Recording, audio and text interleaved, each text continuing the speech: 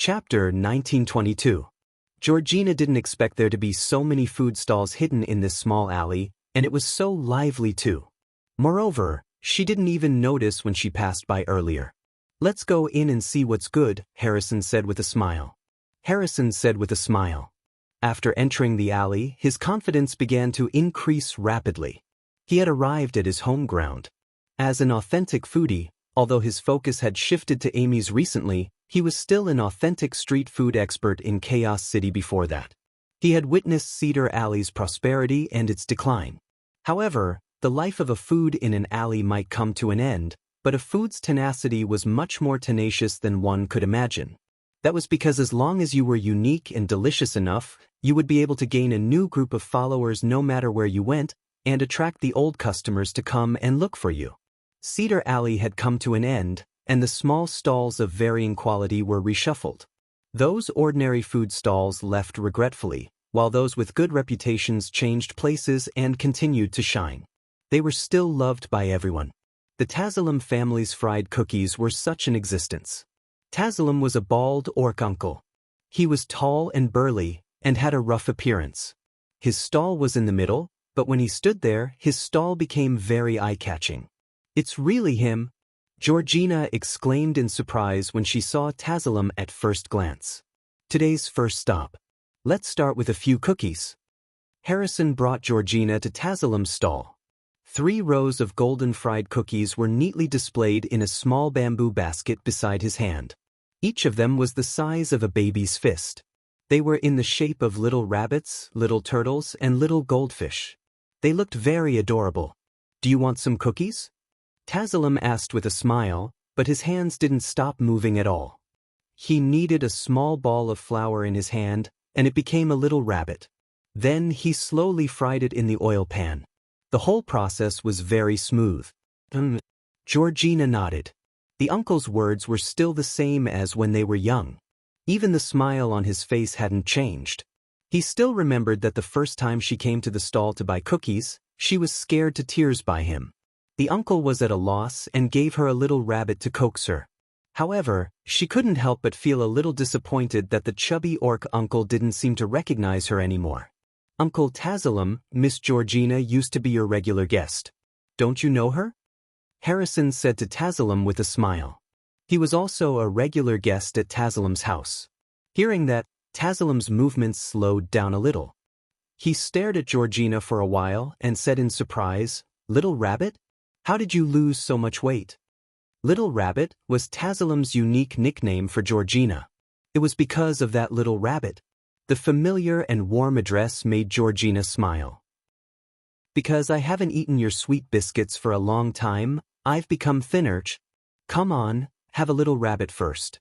Tazalam picked up a little rabbit with his long chopsticks, wrapped it in craft paper, and handed it to Georgina. "Thank you." Georgina took the sweet biscuit, just like the little girl who took the little rabbit back then. Crunch. She bit off the rabbit's head in one bite. The cold, sweet biscuit was crispy, but it didn't hurt her teeth at all. The more she chewed, the sweet taste gradually bloomed in her mouth, and there was also a hint of milk fragrance. Georgina's memory seemed to have returned to that long cedar alley. After school, her mother held her little hand and lingered in front of the stalls.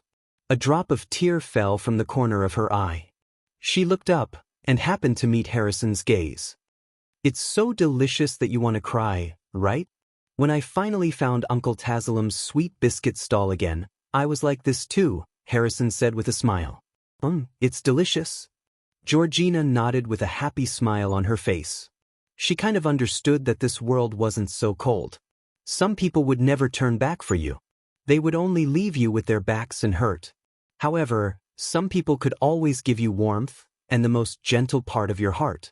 Here, there are little rabbits, little turtles, and little goldfish. I've packed them for you. It's still the same amount as before. Uncle Tazalam handed a paper bag to Georgina. It was filled with sweet biscuits. "Thank you." Georgina took the paper bag and reached out to touch the money bag. "No need. Next time, when you know Uncle is here, you can come again." Tazalam waved his hand with a smile and said, "Uncle has watched you grow up. I just hope you can become the little chubby baby you used to be." I will do my best. Georgina nodded with a smile. Then let's eat as we walk. I'll bring you to the next place, Harrison said to Georgina. When he turned around, he placed a silver coin on the chopping board of the stall and winked at Uncle Tazalam, who wanted to say something. The uncle was stunned for a moment. Then he grinned and gave Harrison a thumbs up. You eat too, Georgina said with a smile as she handed the opened paper bag to Harrison. All right, thank you. Harrison picked up a little turtle casually, opened his mouth, and popped it into his mouth. He chewed and nodded. It's still the same taste. It hasn't changed after so many years. Where are we going next? Georgina looked at Harrison expectantly. You'll know in a while, Harrison said with a mysterious smile. Okay. Georgina nodded. She took another sweet biscuit and took a bite. Her smile became even brighter. At the magic potion shop. What amazing nature magic. It can actually make withered grass come back to life. Amy couldn't help but exclaim with her eyes wide open as she watched the grass in the pot that had been roasted by the fire turn green again under Anne's magic. Moreover, it grew quickly and covered the whole pot. Not bad. You're improving very quickly. Cece looked at Anne with satisfaction. She picked up the pot and put it on the ground at the side. Ugly Duckling went forward and sniffed. It bit a tender green grass and ate it carefully. Ugly Duckling, is it good? What's the taste? Amy squatted down and asked curiously. Meow. Ugly Duckling nodded as it ate the grass. Amy reached out to pluck a blade of grass and put it in her mouth to chew. She nodded and said, It's a little sweet. If Mr. Max sees this, he'll think I'm abusing you. Cece looked at Amy with resignation. She didn't know what to say. Chapter 1923. Meg took some time to go to the gourmet conference. After 3 days of preparation, the venue had become even livelier, and many stalls were surrounded by customers. Meanwhile, the stall of the small seafood shop stood out by itself. It didn't sell any delicacies, and it relied on the big screen at the side to teach. It successfully attracted many customers who lined up to buy octopus tentacles. Meg only watched from afar and didn't disturb Aaliyah and the rest. There were 12 employees at the stall. Aaliyah must have sent 2 more employees to help out in order to cope with the busy business. The handsome elf boy, the beautiful and elegant elf lady, the gentle and reasonable attitude, and the swift movements all made the small seafood shop a beautiful scenery at the gourmet conference. I didn't misjudge him. Meg looked at the efficient and orderly seafood stall and nodded with satisfaction. It seemed like there was no problem for him to be a hands-off shopkeeper. Meanwhile, looking at those housewives who craned their necks and watched the teaching videos seriously, a smile appeared on his face. He liked these people who were passionate about learning. Speaking of which, is this really delicious? Have any sisters tried it before? A young housewife asked curiously. I bought half a kilogram of octopus tentacles yesterday, and then went home to try stir-fried octopus tentacles. Although my skills are a little bad, and I put too much salt, and it was a little burnt, but the taste is really superb. My father and son never dare to eat my dishes, and they actually finished all the burnt side dishes yesterday. This sense of accomplishment is really awesome. Sisters, hurry up and learn, a tall and big young housewife said. Yes, learn a specialty dish. Hubby comes home early from work. A young housewife at the side nodded in agreement. I'm here today to consolidate my learning. I made a few mistakes yesterday, but it's still a few times better than what I usually cook. Today, I took a small notebook to record. Meg passed by and nodded with satisfaction. This kind of tap water is really great. It'll be great if there are more of it. Meg walked around the conference venue and bought a few snacks that looked good. He carried them to the magic potion shop. As soon as he entered, he saw Amy, who was squatting on the ground and eating grass with Ugly Duckling. What's going on? Meg looked at the 2 little fellows. Although this pot of grass was fresh and green, it was still a pot of grass, after all. It was one thing for Ugly Duckling to eat a little to help with digestion, but why was Amy eating it as well? Has the food at home become so bad recently? Father, this grass is delicious. Do you want some? Amy looked up at Amy with a blade of grass in her mouth and a freshly plucked stalk of grass in her small hand. She handed it to Meg as if she was presenting a treasure. Meg refused in his heart, but when he saw Amy's expectant gaze, he could only smile and bend down to take the blade of grass from Amy's hand. Then he put it in his mouth and chewed on it. The grass was very fresh and tender. After chewing it open, it was full of juice. It was fresh and sweet with a bit of grassy fragrance. It was actually a little delicious? Is it delicious? Amy asked expectantly. Yes, it's quite delicious. Meg nodded. Seeing Amy, who was about to give him a handful of grass, he hurriedly stopped her. Look, I brought you delicious food. Don't eat this grass first. Although the grass was delicious, it was a little strange for an adult to eat grass with a cat and a child. He hurriedly took out the snacks in his hand as a temptation. As expected, Amy's eyes were immediately attracted by the snacks. She took the big bag of snacks from Meg's hand, thanked him, and ran to a small table at the side. She didn't forget to call Anne and Ugly Duckling over. Cece looked at Meg with resignation and explained, this pot of grass was made by the magic that Anne just learned. I didn't expect Ugly Duckling and Amy to like it so much. However, this grass isn't poisonous, and eating a little can help with digestion, so I didn't stop them. It's quite delicious. Even I want to eat some more, let alone the children. Meg smiled as he looked at Anne, who was sitting next to Amy and holding a small chicken drumstick. I didn't expect Anne to learn magic so quickly. Annie's talent for magic is exceptional, and she has an unimaginable affinity for nature magic. I'm even starting to suspect that she's a wandering child of the Druids. Cece looked at Anne with satisfaction. Then she turned to Meg and whispered, Mr. Meg, where did you meet Anne? I met her in the snowfield. She shouldn't be a Druid's child. Meg shook his head with a smile. He looked at Anne, who was happily gnawing on a chicken drumstick with Amy. Now she's my child. Please don't be so smug. I don't envy you anymore. Cece stroked her belly with a motherly smile. Cece, you're pregnant too? Meg looked at Cece's belly with surprise.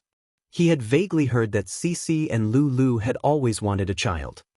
Speaking of which, I have to thank Mr. Mac for this, Cece said with a sweet smile. You can't say that. Meg quickly waved his hand as he looked at the door to see if Lulu had returned. What are you thinking? I mean, I have to thank Mr. Mac for letting Princess Irina treat my illness. That's why I have this child, Cece said with a smile. You're welcome. Meg shook his head with a smile. He was sincerely happy for this couple who shouldered the burden of reviving the Druids. Amy was gnawing on a chicken drumstick. She took another drumstick and handed it to Meg. She said with a serious expression, Father, Master said that there have been a lot of bad people in and out of the city recently. You have to eat more and wear more clothes. Only by looking chubby can the bad people be scared of you. That sounds reasonable. Meg received the drumstick with a smile and took a bite. The drumstick was fried pretty well. The outer shell was a little hard, but it was very crispy, and the chicken inside was very tender. It could be considered a pretty good snack that he had gotten at the gourmet conference today. Of course, it would be even better if it was accompanied by a glass of beer. The two children still had to go to class. Meg accompanied them to eat some snacks and then returned to the restaurant. He had to start preparing for the lunch service again. Phyllis was the first to arrive at the restaurant. Meg had decided to teach her how to make tofu in addition to the beef kebabs and black pepper steak. Anna was also very early. She had asked Meg to sit in on the class and learn how to make tofu pudding. Meg naturally had no reason to turn down this little chef who didn't like magic but was very interested in cooking. Beans are a very magical ingredient. Whether it's the delicate and refreshing soy milk or the soft and tender tofu pudding, they all start with a bean. Meg grabbed a handful of soaked soybeans. Meg's class had begun. Chapter 1924. Meg had recently developed the idea of going to the outside world to take a look. Chaos City was, after all, a city with only 100 years of history. Its culinary heritage was very shallow. According to the system, in order to become the god of cookery, in addition to gaining more followers and teaching more people how to cook, he also needed to truly master the art of cooking. He needed to be able to find different ingredients in the other world and create and cook different delicacies. This was a new challenge for Mag, as well as a new journey. The restaurant was pretty good, and so were the customers. A comfortable life made him not want to leave this comfort zone. However, Meg was looking forward to this challenge. He also wanted to really understand this ancient and mysterious continent. He wanted to explore those mysterious and unknown ingredients, taste the delicacies from all over the world, and gain more inspiration. He wanted to create sparks between Earth's delicacies and this world, and then turn them into a gourmet flame to ignite the entire continent. Just the thought of it made Meg feel that it would be very interesting. Of course, there was another very important reason. He needed some time to try to find the sealed grounds of the great old ones that might be scattered all over the Norland continent, and reseal them before they escaped from the seal. He was already starting to like this world, so he couldn't let anyone destroy it. However, before that, he couldn't treat the customers who were used to eating at Amy's too badly. Therefore, he needed a successor. Phyrus, who was hardworking enough, was the first choice. Under the guidance of Mag's golden finger, Phyllis improved very quickly. Meg didn't expect her to be able to learn all the dishes in a short time, but he hoped that she could learn one or two of the more representative dishes in each category. Then, even when he wasn't in the restaurant, the customers would still be able to eat different delicacies. However, Phyrus alone wasn't enough. Harris and Chapman, who had been in Chaos City for a long time, were already on Meg's list of helpers. Both of them were true culinary enthusiasts and had more cooking experience than Phyllis. If they were in the kitchen, Meg would not have to worry about anything. Tofu pudding was a dish that had to be prepared in advance. Mag demonstrated it to Phyrus and Anna, and it was even more detailed than the recipes that he had obtained before. Furthermore, he had added in some of his own personal experiences and insights. This was another improvement that he had made to the almost perfect recipe.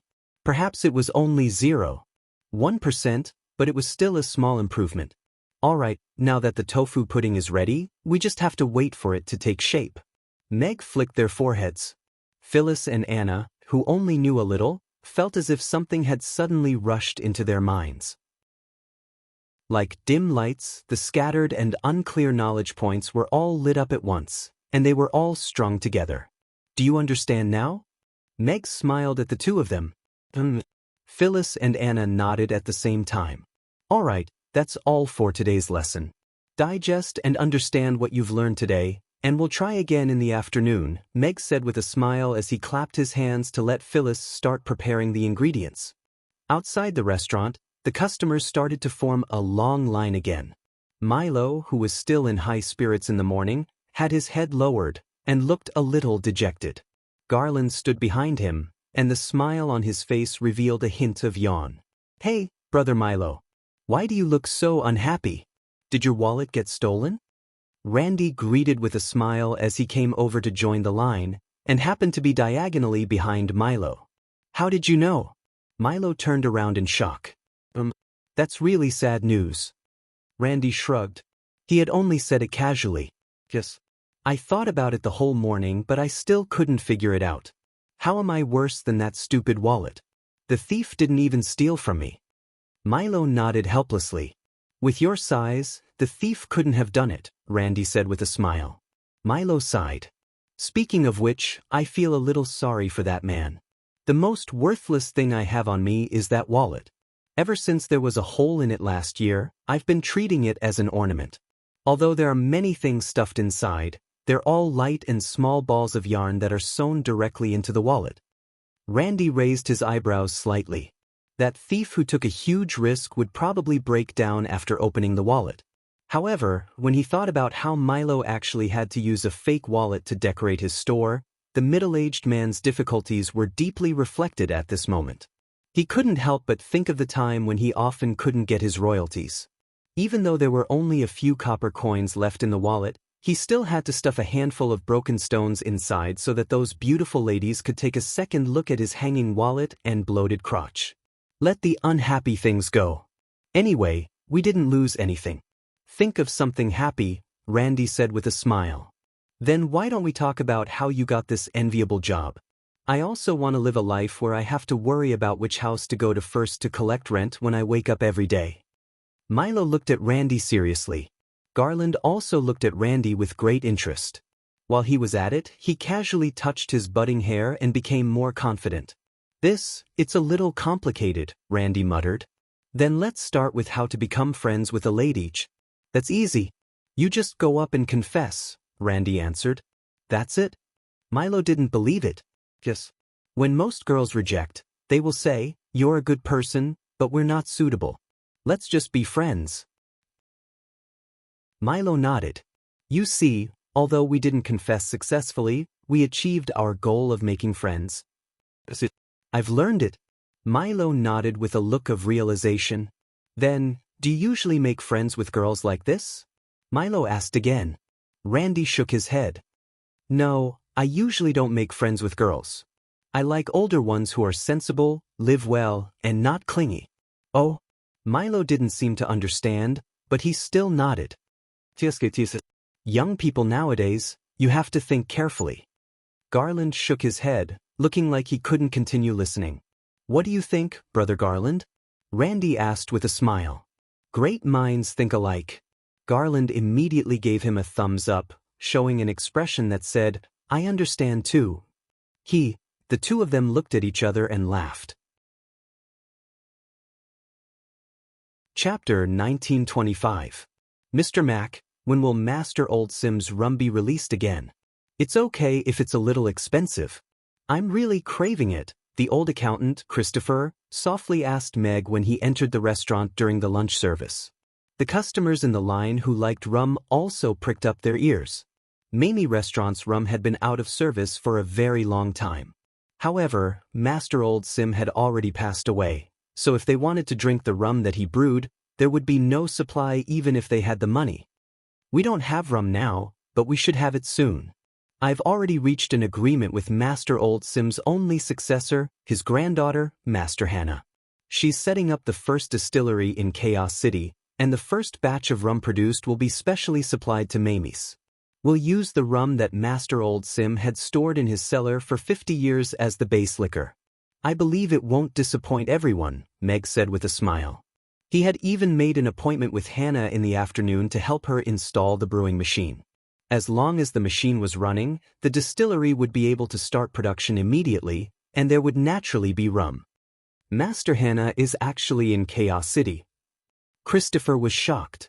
As an experienced rum lover, he naturally knew that after Master Old Sim passed away, his granddaughter became his successor and was very famous in the Fawk tribe. Anyway, everyone will be able to drink rum at Mamie's again soon. Perhaps we can even buy bottled rum outside very soon, Meg said with a nod with a smile. All right. Christopher nodded happily and quickly walked into the restaurant. He had already decided to call his drinking buddies over in a few days to taste rum together. Hannah was already standing at the door when the lunch service ended. She looked at Meg expectantly and asked, Boss, do you want to rest for a while? You obviously don't want me to rest at all, Meg said with pursed lips as he removed his apron and hung it at the side. Even if that's the case, you have to be a little more courteous. Hannah blinked and urged, Then, let's set off quickly. There are so many parts, and we might not be able to assemble them all by this afternoon. Wait for me to change my clothes. Meg went upstairs and changed into casual clothes. Then, he pushed the bicycle and went out with Hannah. All the machine parts had been sent to the brewery. Now, only Meg, the chief instructor, was left to direct the assembly work. Boss, do you think it'll work this time? Hannah sat on the back seat of the bicycle. She was a little nervous but also a little expectant. Hard to say. Meg shook his head slightly. I can't be sure if I can light it up in one go. Luck is sometimes very important. The steam locomotive had to go through several months of hard work from countless engineers and designers before it was finally able to operate successfully. Hannah and the others only had a small blacksmith shop and a drawing dog that didn't understand much. Even he didn't dare to believe that they had a 100% success rate. When they arrived, Hannah had already jumped out of the back seat and skipped toward the production workshop. Meg followed him into the workshop. Mabai and Lulu had already arranged all the parts according to the assembly order. Looking at the two of them sweating profusely, they must have put in a lot of effort and thought. "Mr. Mac, you're here?" Mabai looked at Meg and Hannah and laughed heartily. "You've worked hard. You must have spent a lot of time arranging so many parts," Meg said with a smile. "The time spent arranging them is nothing compared to the time spent forging these things. Moreover, arranging them one by one gives me a sense of accomplishment." Mabai shook his head. Looking at the various parts that filled the entire workshop, his smile was filled with gratification. "Then you guys take a rest first. I'll check the parts first. After confirming that there are no mistakes, we'll start the assembly." Meg didn't waste any more time and began to check the parts. He was the one who came up with the design draft. With his excellent memory, he didn't even need to look at the blueprint and began to inspect it with his naked eyes. There was no need to talk about Mabai's craftsmanship. They followed his instructions strictly, and the quality of the parts this time was very high. It even exceeded Meg's expectations a little. After looking through all the parts, big and small, and correcting a few mistakes in the placement of the parts, the group began the assembly work. This was the first phase of the brewery's project. Although there were many parts, it wasn't to the extent that it was too exaggerated. After the first phase of the project was completed, and the machines were confirmed to be stable and workable, it wouldn't be a problem to expand the production on a large scale. There was no need to rush things like brewing wine. The four of them didn't stop for an entire afternoon, and finally completed the assembly of all the machines. "It's done." Meg looked at the crisscrossing pipes in the workshop.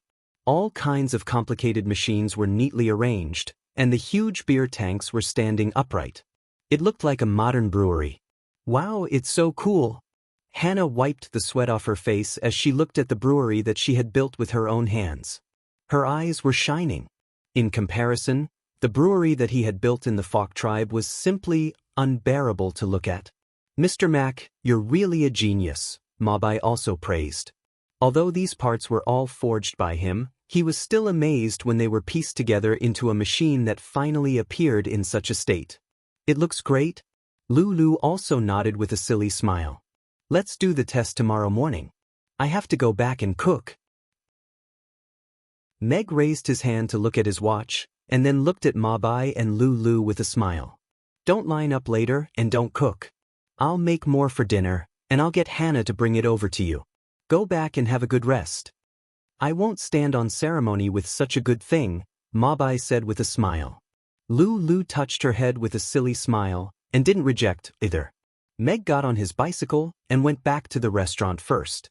For dinner, he cooked a few more dishes for Mabai, Lulu, and Cece. He also made a bowl of chicken soup for Cece, and got Hannah to bring it over to them. At the dining table, Yabamiya looked at Hannah curiously, and asked, "So, Hannah, is your brewery going to start up soon?"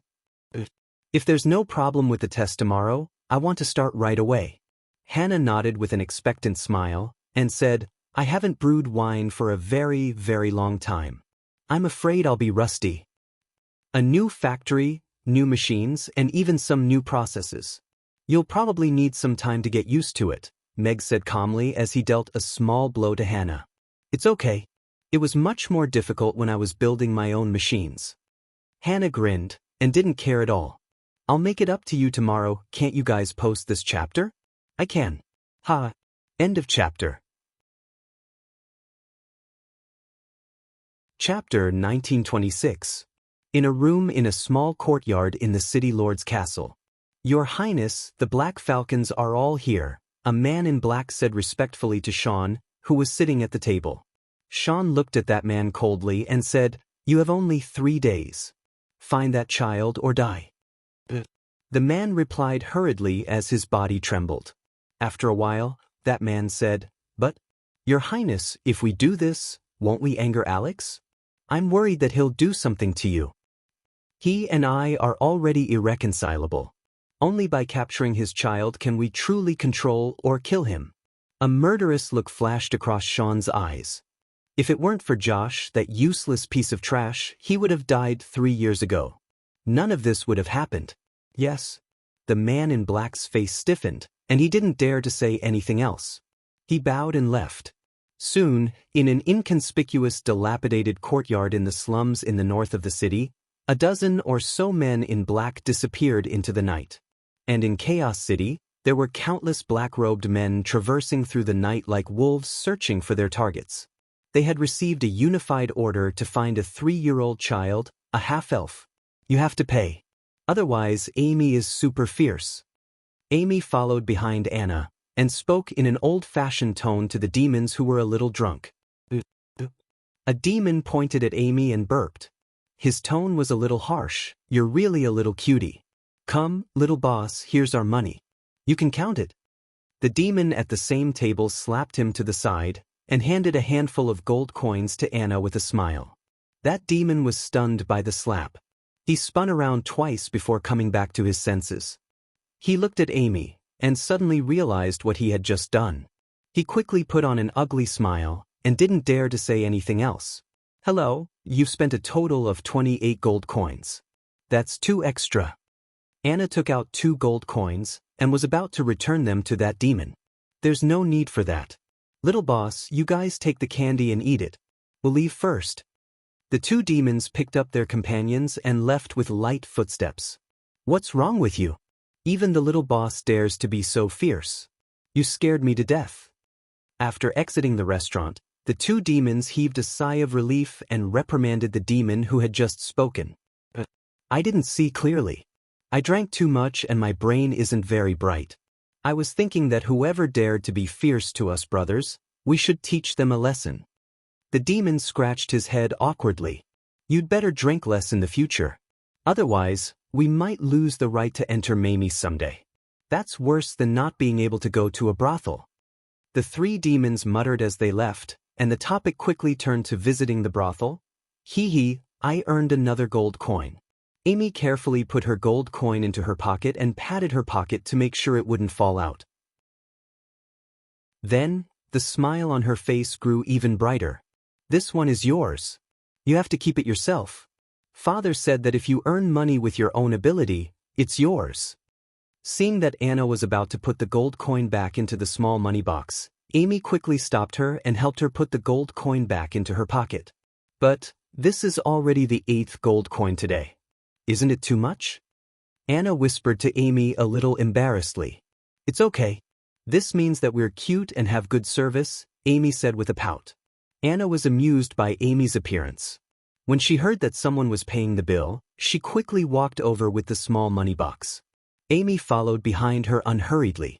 If it was a kind customer, she would show an obedient and cute smile. If it was a bad-tempered customer, she would give a fierce warning. As for those rude and unreasonable customers, they hadn't appeared for a long time. Now, most of the customers knew that Amy's had a fierce little boss who had won the Magic Caster tournament in the Roth Empire. Little boss is really fierce. I saw her send a 150 kilograms demon flying with 1 punch last time. That demon couldn't even resist. The customer at the next table paid the bill and didn't forget to gossip on his way out. However, most of the customers were willing to tip Amy and Anna. The 2 little elves were like 2 sisters. One was obedient and delicate, while the other was silly and cute. Just a little act of cuteness was enough to make people want to empty their wallets to buy sweets for them. After a night, the 2 little elven sisters in charge of the cashier could basically fill 2 small pockets with tips of more than 1,000 copper coins. This was also the source of Amy's motivation to go to work every day. Although she already had a net worth of hundreds of millions, the income from labor made her happier. Tomorrow, I'll treat you and Big Sister and to dried fish. The kind where each of you gets 10 pieces, Amy said to Anna. Anna thought for a while and said, then I'll treat you to deep-fried chicken drumsticks. The kind where each of you gets 3 pieces. See, now that you have money, you have more confidence in your words. Goodbye, boss, little boss. After the opening hours, the ladies bade farewell and left after having a simple but sumptuous supper. Meg reached out to pull the wooden door back. Just as the door was about to close, his gaze landed on a tree in the square in the distance. His eyesight was very good. With the help of the moonlight, he saw a black shadow curled up on the treetop, looking in the direction of the restaurant sneakily. Father, aren't you going upstairs? Amy asked Meg, who was still standing at the door, with Ugly Duckling in her arms. "Let's go upstairs to wash up and get ready for bed." Meg closed the door and locked it before walking towards the two children with a smile. After telling them a long story, Meg finally coaxed the two children to sleep. Then, he turned off the lights and went out quietly. "It seems like a few fellows have their eyes on us." As soon as Meg went out, Irina's voice sounded from behind him. "They should be Sean's men. He's got guts. But I'm a little curious. How did he find us?" Meg turned back to look at Irina, who was standing by the window, and said with a smile, "He should just be a little suspicious. Otherwise, it wouldn't be a few small shrimps following us." Irina turned back to look at Meg with an interested expression. "Do you want to exercise before bed?" Meg looked at her, who had just finished showering. Her long hair was casually let down, and her thin gauze dress was faintly visible. A faint fragrance wafted over, and the atmosphere was a little more seductive. "Do you want me to take a shower too?" Meg asked tentatively. "You can take a shower when you come back. It's just a few small shrimps." Irina put on a thin jacket and waved at Meg. Meg felt a little disappointed for some reason. Chapter 1927. The night was getting darker. Many shops in the Aden Square had already closed for the day, and the square was completely silent. Under a big tree, several people dressed in night clothes were meeting. "Captain, according to our investigation, the owner of this restaurant has a 3-year-old daughter. She's a half-elf," one of the men in black said softly. The square-faced leader waved his hand and said decisively, "Then what are we waiting for? Let's capture her now." They had been ordered to find the 3.5-year-old half-elf within 3 days. Before they had any concrete information, they were not to let go of anyone suspicious. But this little girl's identity is a little special. She's the disciple of Crassus and Julian. She even won the Magic Caster tournament a few days ago. Her strength is above the 7th tier, the man in black said quickly. "What? A 3-year-old 7th tier Magic Caster?" The square-faced man in black opened his eyes wide. Although the other men in black had their faces covered, the shock in their eyes could be seen. "She defeated an 8th tier Magic Caster and won the Magic Caster tournament," the man in black said, swallowing his saliva. The scene suddenly fell into silence. The men in black looked at the square-faced leader. The square-faced leader's expression was a little awkward. Fortunately, the black scarf covered most of his face. Although he was very good at stealth, he was still only a 7th tier knight. It was really hard to accept that he couldn't defeat a 3-year-old child. Also, Julian lives in the magic potion shop next door. If we make a big commotion, we may disturb him. The man in black added. "Captain, she dares to appear in Rodu and participate in the tournament in front of the king and everyone. There's no news of her being related to Alex. She's definitely not our target. Julian is the Lord of Frost, a 10th tier ice magic caster. He's famous for his eccentric temper. If we provoke him and cause our plan to fail, I'm afraid we won't have a good ending. Captain, why don't we change our target?" The men in black began to persuade their captain to calm down. "What you said is reasonable. I also don't think she can be the target. How can Alex open a restaurant as a chef? Unless he sells braised dragon heads." The square-faced leader nodded and said, "It's not because I can't beat her that I'm not going. This is related to His Highness' plan." All the black-clothed men nodded. Although they were all emotionless killers. But he was still afraid of death. Just this? Meg and Irina were standing on top of a tree not far away. They looked at the men in black who were quietly retreating with strange expressions. "It seems that your infiltration was very successful. Anyone with a normal brain wouldn't have thought that you would become a chef, and a chef with amazing culinary skills," Irina said to Meg with a smile. "Talent is not something that I can decide." Meg sighed, his eyes looking at the sky at a 45-degree angle with a hint of melancholy. "Let's go. Let's follow them and see what they want to do." Irina jumped lightly and floated to another tree about 10 meters away. Meg couldn't fly. As a player who dealt pure physical damage, he could jump more than 10 meters, but he couldn't be as graceful and light as Irina. He could only fall to the tree branch and jump between the trees. From the conversation, these guys were obviously after Amy, and they belonged to Sean.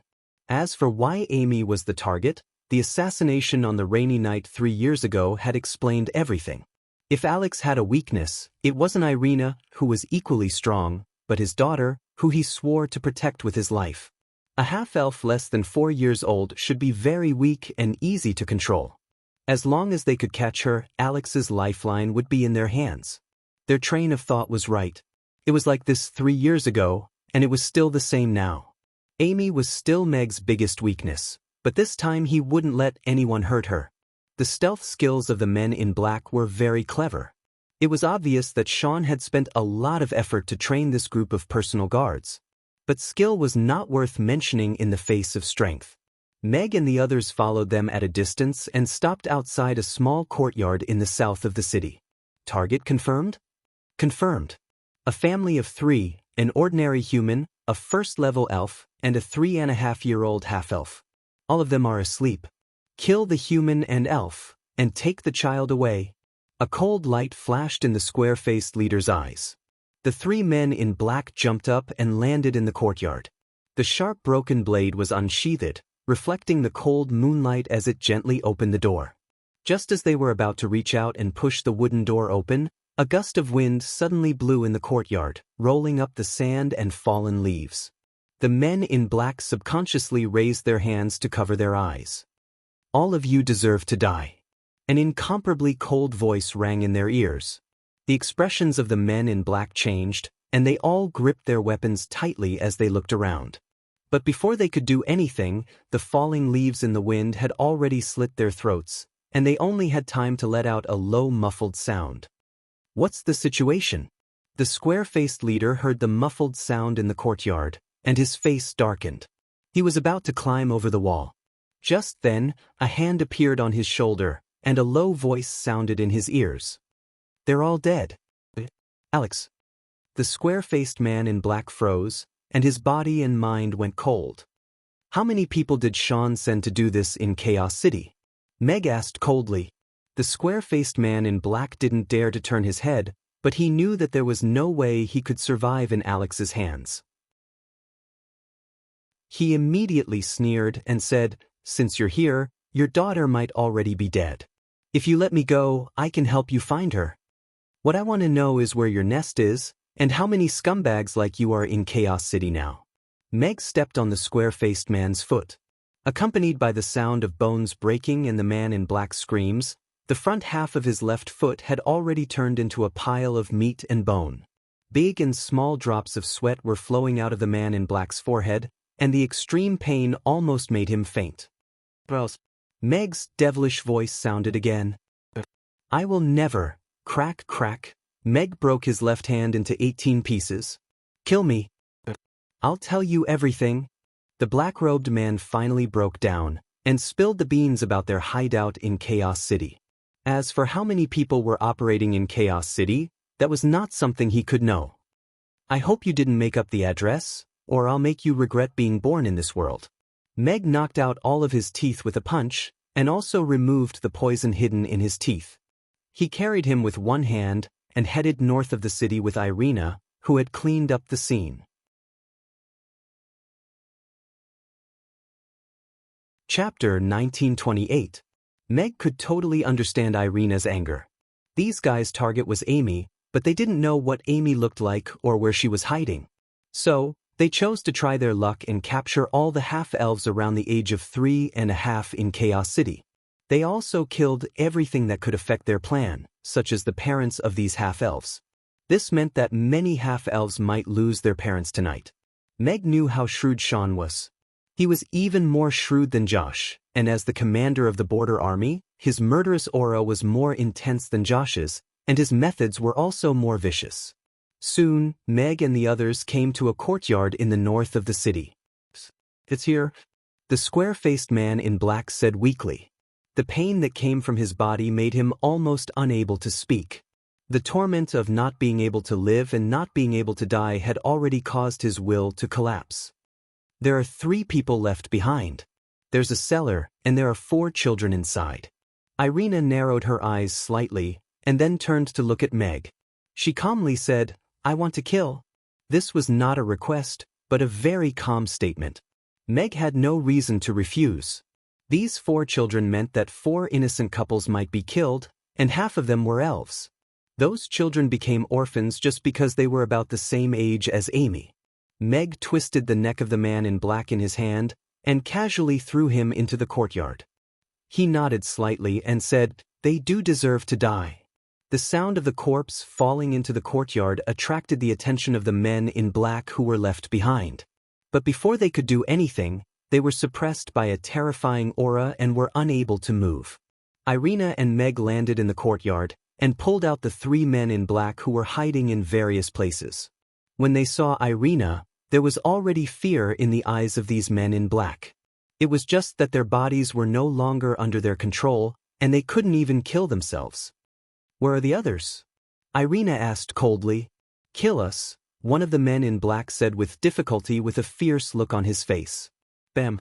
A wooden chair exploded on his head, and brain matter and blood splattered on the faces of the 2 men in black next to him.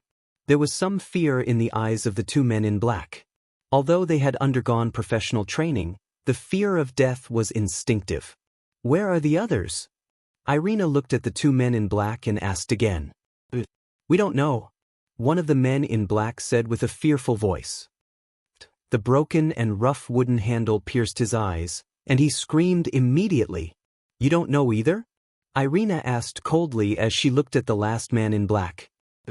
"They went to capture those half-elves according to the list," the man in black said with a trembling voice. "Where is the name list?" Meg asked. The black-clothed man gained some space to move. His trembling hand reached into his bosom and suddenly sped up. He pulled out a red iron ball and threw it into the air. However, he was underestimating Meg and Irina by playing tricks in front of 2 10th-rank experts. The moment he threw the metal ball, the kitchen knife flashed and cut it into countless metal pieces. The light that flashed was also cut by the kitchen knife. Irina stomped him into the ground and walked toward the cellar. Meg finished off the man in black who was still screaming and followed Irina to the cellar. "Mother!" The secret cellar was opened, and the children's cries came from the dark cellar. Irina paused in her footsteps and hesitated for a moment. Then, a ball of warm light appeared on her fingertips and slowly descended into the cellar. She also jumped in. The cellar was dark and damp, and it seemed to have been dug recently. The passage was only big enough for 1 person to pass through, and it was more than 5 meters deep. After entering the ground, it suddenly became wider. It was like a smaller version of an underground prison. The only difference was that the cages here were small. They were stacked on top of each other, like small dog cages. In the small cages in the corner, there were already children in 4 of them. Hearing the noise, the crying of the children suddenly stopped. They curled up in the corner, shivering. They didn't even dare to sob. The wounds on their dirty and tattered clothes could be seen. Mag only took a glance at it, and his heart was already burning with rage. These children were about the same age as me, but they had suffered such an undeserved calamity. They had been captured here and subjected to inhumane torture. Irina waved her hand to remove the chains on the door and open the iron chains of the cages. The soft light illuminated the small cages. "Children, don't be afraid. I've beaten the bad guys away. I'm here to take you home," Irina said gently to the children in the cages. The soft light and gentle voice made the children muster up the courage to look outside. After a slight hesitation, they ran out of the cages and threw themselves into Irina's arms, crying, "All right, it's fine now. I'll take you home." Irina comforted them softly. She used life magic to heal their injuries and put them to sleep. "What should we do now?" Irina asked Meg. "Send out all the night elves above level 5 to protect the half-elves in the city." Meg looked at the children sleeping peacefully, and his voice turned cold. "I'll go find Sean." "I'll go with you." Irina got up. Meg shook his head. "No, you should go protect them. You can find those men in black quickly. The more groups you find, the fewer tragedies there will be." Irina pondered for a moment before nodding. Slash him one more time for me. All right. Meg nodded and turned to leave the cellar. Meg didn't go straight to the city lord's castle. Instead, he went to the textile factory not far away. Az, who had recently moved to the textile factory from outside the city, sensed something and quickly flew out. Az, go to the city lord's castle, Meg said coldly as he flipped onto Az's back. Az flapped its wings and flew towards the city lord's castle at a low altitude. The joint investigation was not over yet. As the representative of the Roth Empire, Sean was staying in the residence arranged by the city lord's castle. It was also the safest place in the whole of Chaos City. Sean, come out and face your death. The purple-striped griffin hovered above the city lord's castle. Meg raised his sword and shouted. His thunderous voice resounded in the city lord's castle. There was a commotion below. In a courtyard, Sean walked out in soft armor, surrounded by a few 10th-tier powerhouses. He looked at Meg, who was sitting on the griffin, and frowned. Alex, the enemy is right in front of us. Why are you picking a fight?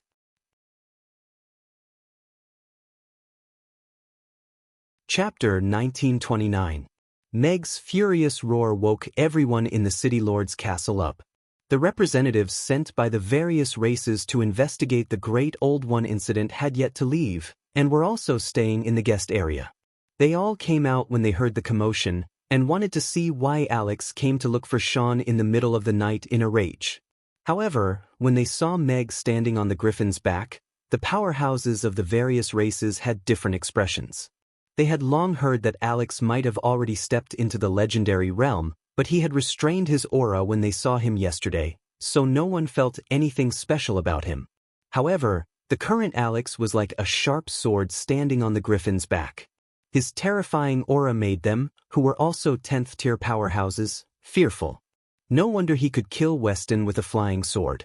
Alex might have really stepped into the legendary realm and become the most powerful person on the Norland continent, the goblin representative said with a sigh. Although the powerhouses of the various races did not say anything, they had no objections to the goblin representative's deduction. What's going on now? Why did Alex come here in the middle of the night for no reason? Michael pushed open the window of the study and looked in the direction of the guest area. He frowned and hurried out in that direction again. The peace conference was imminent, and there was still no clue about the devil's escape from the seal. They could not afford to have any more trouble now. The 10th-tier knights and magic casters protecting Sean looked at Meg with extremely grave expressions. Their hands were already on their long swords, and their magic casters' staffs were also raised high. They even started to chant the guiding incantation silently. After Josh's ear was sliced off with a sword, they no longer dared to have any misjudgments or fantasies about Alex. He was no longer the great general of the Roth Empire. If he dared to slice off Josh's ear and threaten him with death in front of everyone, then he would dare to do the same thing to Sean. Among the 10th-tier knights, a few were from the military and had more or less interacted with Alex before.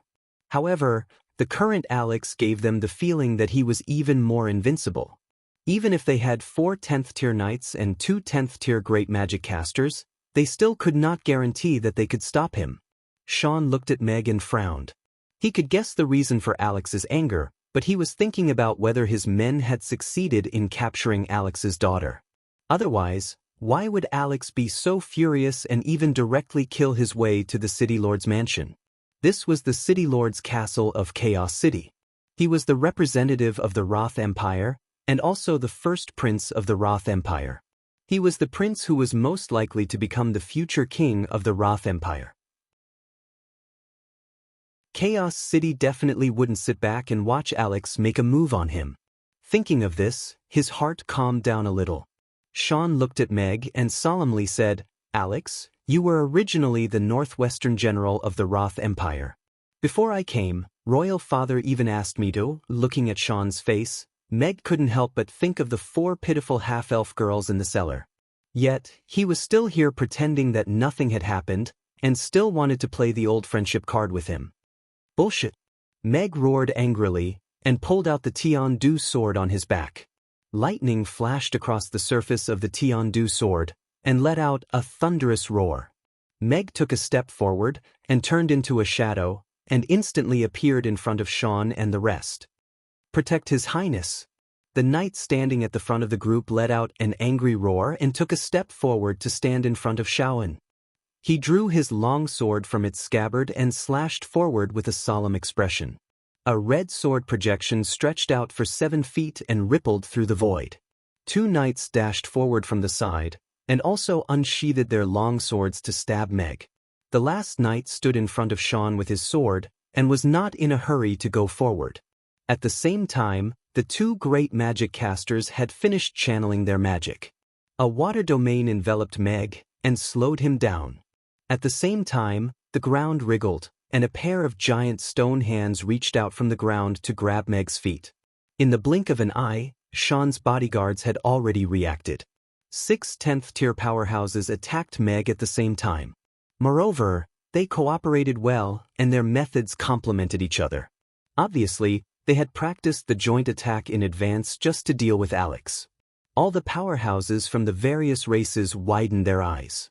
They all wanted to see how strong Alex was now, and whether he could break out of the encirclement in the face of 6 10th-tier powerhouses.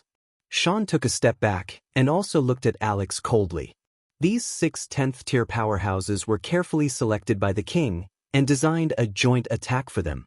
Although they had only been working together for a short time, it should not be a problem for them to protect one person. Sean was very clear that the purpose of his trip was not only to investigate the Devil's incident, but also to have 2 more important missions. One was to find out Alex's weakness, and the other was to test Alex's strength. If he could not even break through a 6-man battle formation that he had not familiarized himself with, then his threat would become insignificant. There were more than 10 10th-tier powerhouses guarding the Roth Empire's royal palace at all times, not to mention the backup plans that the king had left behind. Even if Alex really became a god, there would still be a limit. The joint attack had already been formed, and Sean's lips curled into a mocking smile. Although Alex had become stronger, he still could not change his arrogant character of underestimating his enemies back then, and stepped into the trap that was prepared for him so easily. The appearance of the water domain made Meg feel as if he had sunk into the deep sea instantly.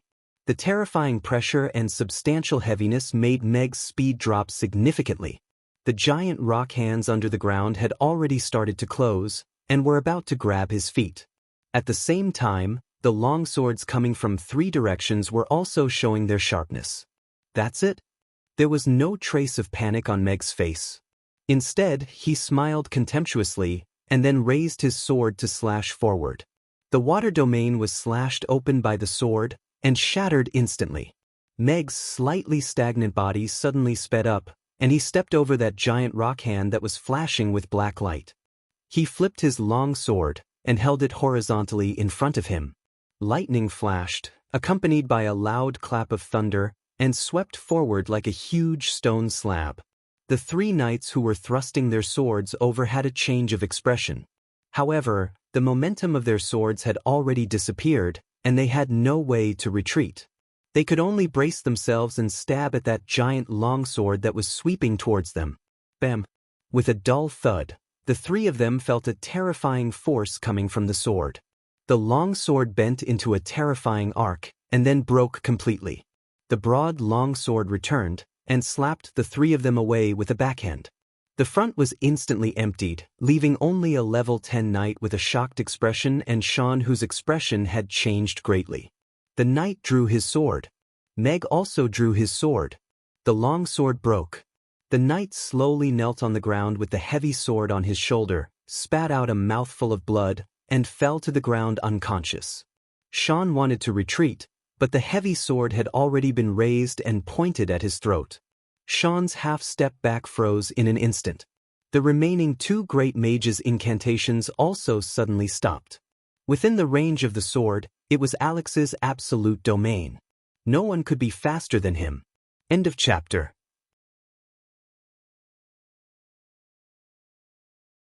Chapter 1930. The combined attack of 6 10th-tier powerhouses was broken by Alex's sword. Everyone was silent as they looked at Sean, who had a sword pointed at his throat. The powerhouses and representatives of the various races could not hide their shock. If the battle with the devil was said to be because of the rumbling thunder, no one could see the situation inside the seal clearly. Killing Weston with a flying sword and taking Josh's ear in the crowd was also a little unexpected. But today, Alex was facing 6 10th-tier powerhouses who came prepared and learned the combined attack technique for him. But they still could not stop Alex. They were completely defeated before they could even display their true abilities as 10th-tier powerhouses. Sean looked at that familiar heavy sword.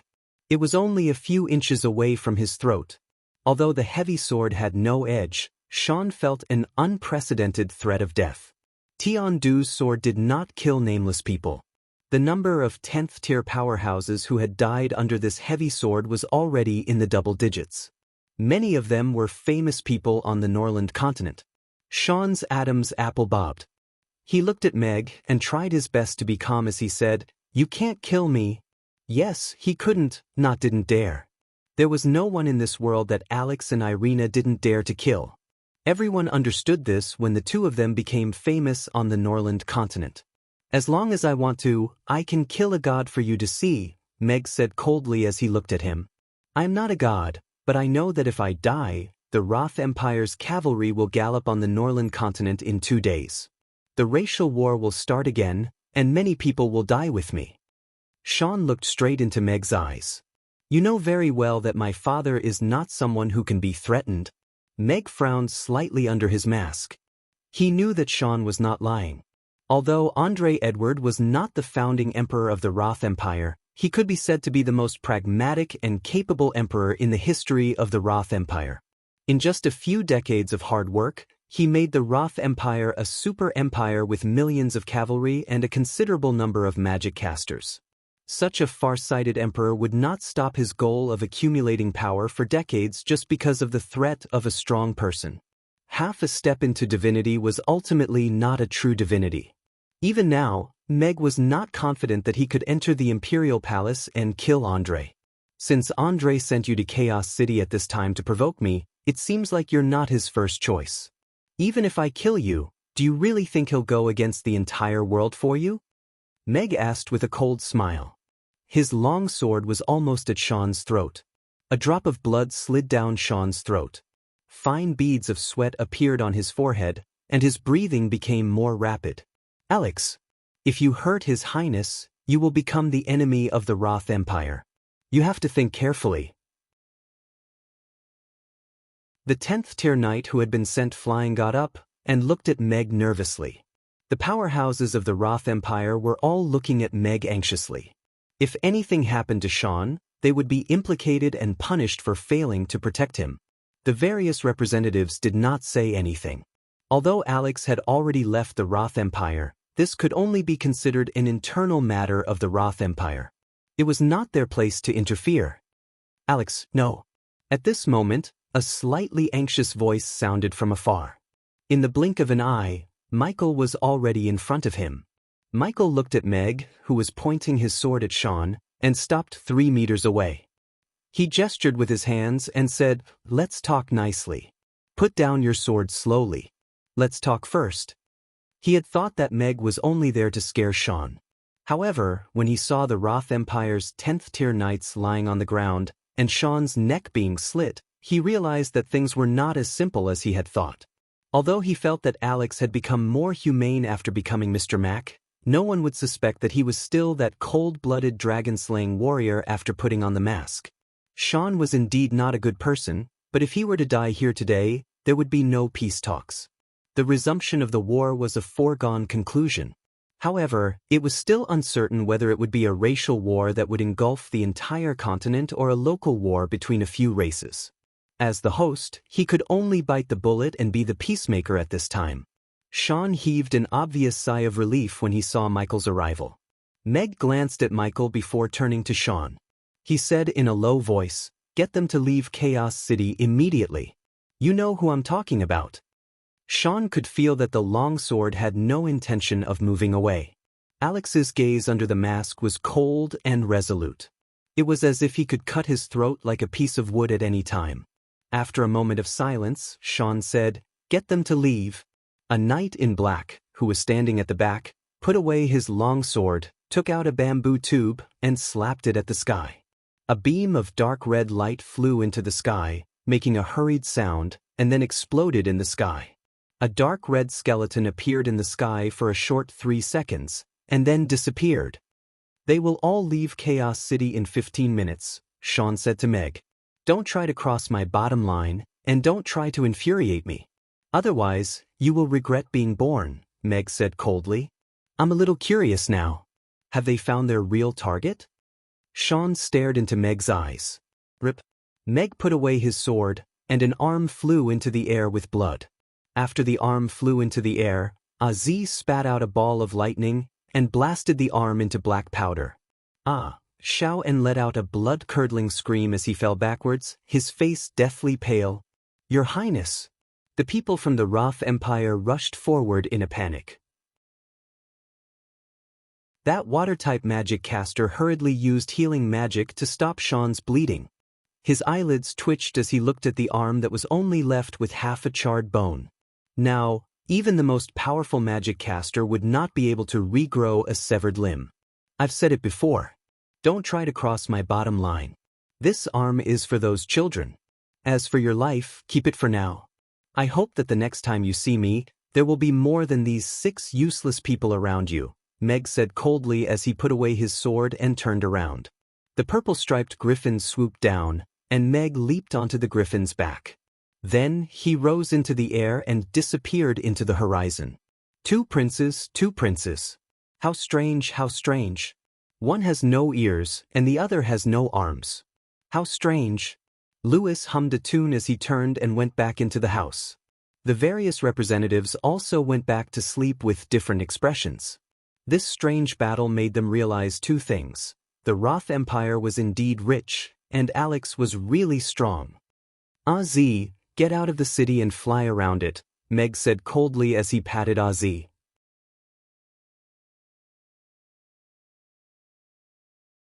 Chapter 1931. Sean couldn't be killed tonight. This was something that Meg already knew before he entered the Lord's castle. It was the eve of the peace conference, and the giant dragons chose to stand on the side of peace. Under the mediation of Chaos City, the goblins, dwarves, and the orc tribes led by the Fok tribe would all stand up to renew the peace treaty. The most important thing now was to make Andre sign the peace treaty and extend the Norland continent's peace for another 100 years. Cutting off one of Josh's ears was still within Andre's acceptable range. He could even pretend that nothing had happened and invite him to meet. However, if Sean, who was representing the Roth Empire, died in Chaos City, Andre would have a legitimate reason to deploy his troops. The Roth Empire's million-strong cavalry would only have Chaos City as their first target. Meg couldn't let the millions of innocent citizens in Chaos City suffer because of him. Even if he wanted to kill Sean, he could only do it outside Chaos City and draw a clean line between this matter and Chaos City. As for that arm, it was a little interest that Meg had collected. He wanted to let Sean and everyone else know that those who tried to provoke him would have to pay the price, even if he was the first prince of the Roth Empire. "Captain, it's the signal to retreat. Let's go. Leave the city immediately." "But that child might be inside. Obey the order." "Yes." In Chaos City, all the black figures saw the dark red skeleton exploding in the direction of the city lord's castle. They all gave up on their target and started to retreat out of the city. To the Black Falcons who were good at stealth, although the city walls of Chaos City were tall, it wasn't difficult for them to climb over the walls and leave as long as they knew the patrolling pattern of the Grey Temple. On the city walls, the Grey Temple's patrolling team had just left when a flying claw latched onto the top of the wall. 5 men in black grabbed the rope and climbed up the city walls that were dozens of meters high in no time. Then, they fixed the flying claw on the other side of the city wall and slid down the rope one after another. Crack! A sudden clap of thunder sounded, and a bolt of silver lightning struck under the terrified gazes of the men in black. The rope broke instantly. Before they could even scream, they were struck by the lightning and turned into charcoal. They fell to the ground and shattered into pieces. "Why is there thunder all of a sudden?" The Grey Temple's scout turned to look at the sky in confusion. Did you hear any strange sounds when there was thunder? Someone asked in a low voice. No, it's just that the thunder is a little loud. The scouts discussed for a while and did not notice a huge figure in the sky. Under the cover of the night, it quietly slipped past the city. That night, a series of thunderclaps sounded in Chaos City. Lightning flashed outside the city, causing people to sleep restlessly. City Lord's mansion in a room. As Sean listened to the rumbling thunder, his remaining hand clenched into a fist. His pale face became even more unsightly. He gritted his teeth and said, "Damn you, Alex." It could be predicted that the black eagle that he had painstakingly cultivated for many years would have been completely destroyed tonight. This was one of his biggest trump cards in the fight for the throne. Alex had destroyed all of them, which was tantamount to cutting off one of his arms. How could he not hate him? Let's go. It's time for us to head back.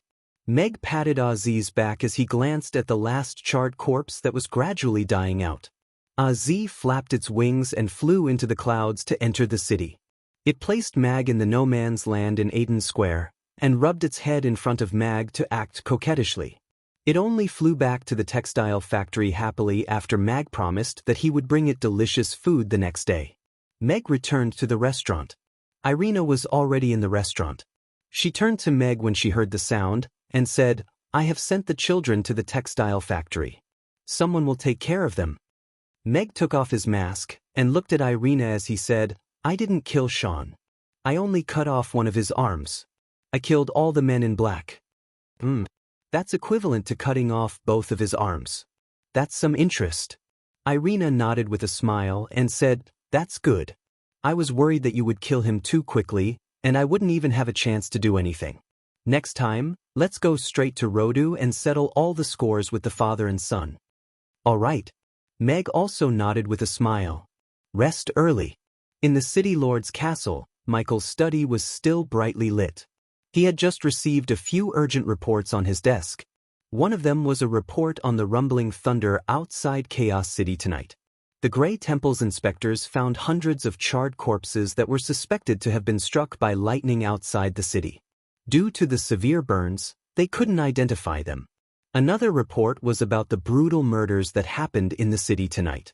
Many couples were found dead in their homes, and they all had a common characteristic. They were human and elf couples, and they all had a 3- or 4-year-old half-elf daughter.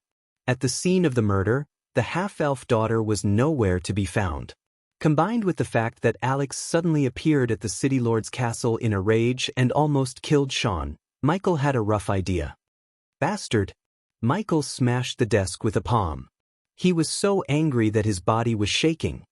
He picked up the long sword hanging on the wall and was about to leave. "City Lord, what are you going to do?" Dykus asked. "To kill that brat Sean," Michael said in a low voice. "Please calm down first. What's going on now? You were just persuading Alex to be magnanimous." Dykus quickly stopped him, afraid that Michael would do something stupid in a moment of impulse. "If I knew Sean had sent people to kill the citizens of Chaos City, I would have stabbed him with my sword, not to mention persuading him," Michael said angrily. "You're saying that the murders tonight were ordered by Sean?" Dykus was shocked when he heard that. He quickly understood the cause and effect of the matter, and also couldn't hide his anger.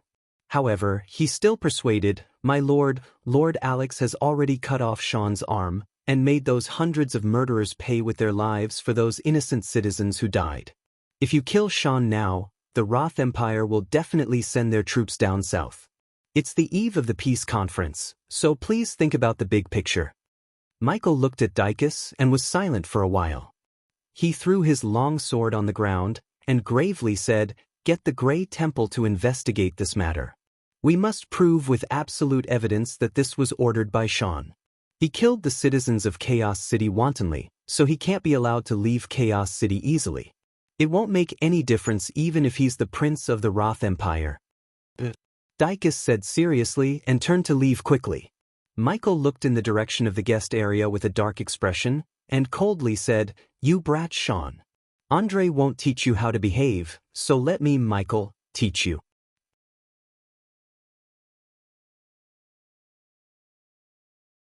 Chapter 1932. It was destined that many people would not be able to sleep peacefully tonight. Meg stood by the window of the study and looked at the quiet square outside. Similarly, he did not feel sleepy for a long time. Although he had been working hard ever since he came to this world, from a cripple who couldn't even lift a finger, to a demigod who was the best in terms of one-on-one combat ability, he still had to work hard. However, he still felt a little powerless in front of those truly powerful beings. He wanted to give Amy and a future where they could grow up peacefully and not be forced to wander around in the midst of war. If he was given another 100 years, he believed he could bring about some different changes to this world. The rise of Chaos City proved that it was not impossible for all races to integrate and coexist peacefully. As long as all parties consciously pushed for it, the Norland continent might really be unified, and the possibility of another racial war breaking out would be eliminated. And now, the most important thing was to push for the signing of the peace treaty to extend the Norland continent's peace for another 100 years. Meg turned back to his desk and took out a pen and paper to write down a few names. He frowned as he started to sort out the current situation. The Roth Empire was the strongest catfish in the fish pond that was the Norland continent.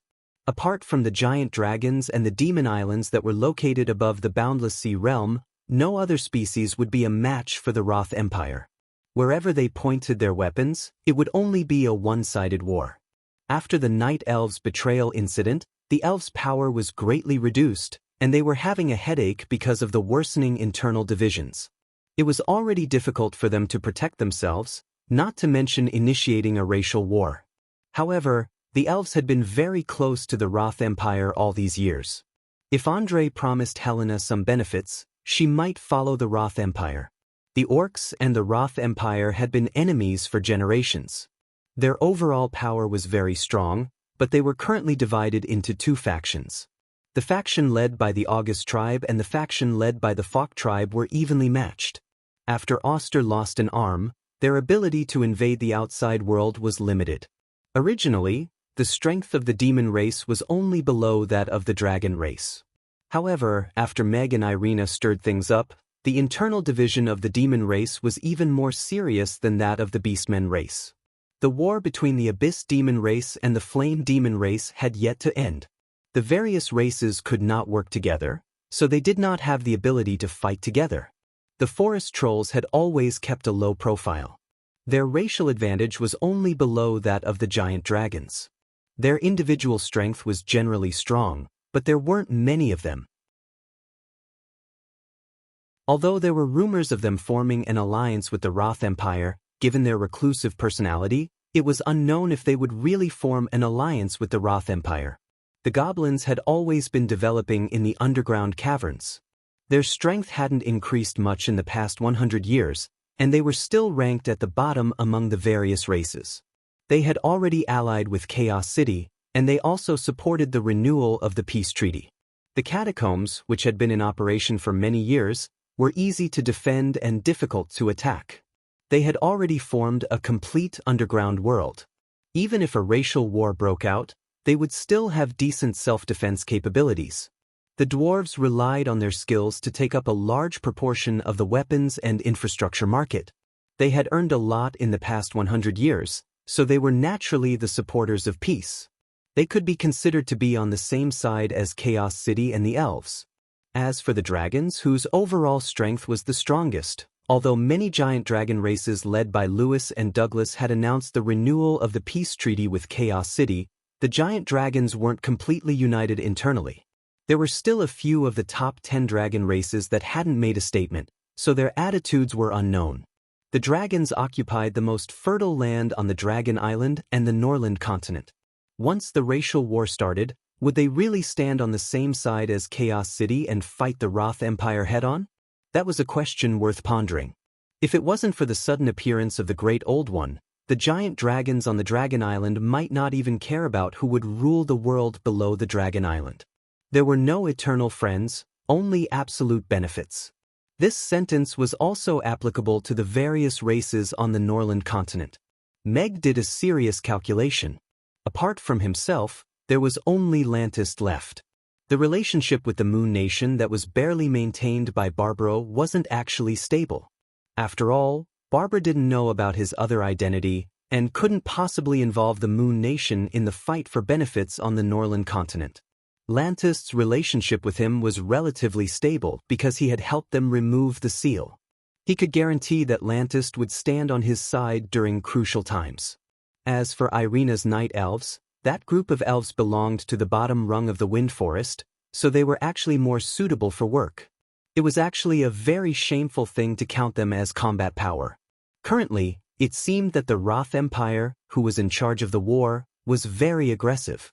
The scale of the peace alliance wasn't small, but it still needed to be tested if they were united. The biggest change was the forest trolls and the demons. No matter which of these two giants sided with the Roth Empire, the situation would take a very bad turn. The forest trolls' current commander is Bruno. Perhaps I should go and meet him before the peace conference starts. Meg drew a circle on the forest trolls, and his vision gradually became clearer. The Roth Empire was strong, and Chaos City, the goblins, dwarves, and other races were weak. Why not use the strategy of alliance? Now that Chaos City, the goblins, and the dwarves had basically formed an alliance, Meg could bring Lantist into the alliance. With the Peace Alliance led by the Fok tribe, and the Giant Dragons led by the Golden Dragon tribe and the Frost Dragon tribe, as well as the Giant Dragons led by the Golden Dragon tribe and the Frost Dragon tribe, as long as they could reach an official alliance contract before the peace conference, they could use it as a heavy bargaining chip in the negotiation with the Roth Empire. Seems like there are also strategists in the City Lord's castle, but they aren't thorough enough. A loose alliance can be easily broken by benefits. I have to let the various races make a choice and sign a more binding treaty. Meg took out a pen and paper and started to write the invitation letter. That night, Meg made a low-profile trip to the City Lord's castle again. He had a long talk with Michael in the middle of the night for an hour, and finally came to an agreement to set up an official peace alliance before the peace conference. The treaty that the three of you signed is a little too petty. Meg put down the document in his hand and took out a new one. This is the treaty that I drafted. We should make a big fuss about the devils now, and compare it to the crisis of the entire Norland continent. We should push the various races to put aside their disputes and deal with the devils together, instead of wasting our strength in the racial war and giving the devils an opportunity to take advantage of us.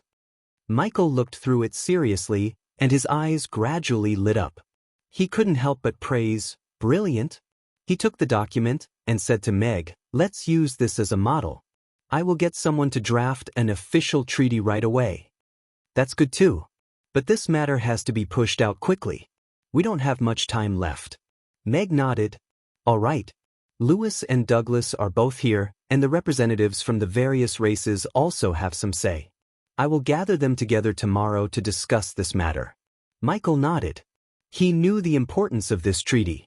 Once it was signed, the one who would have a headache would be Andre. No pop-up window.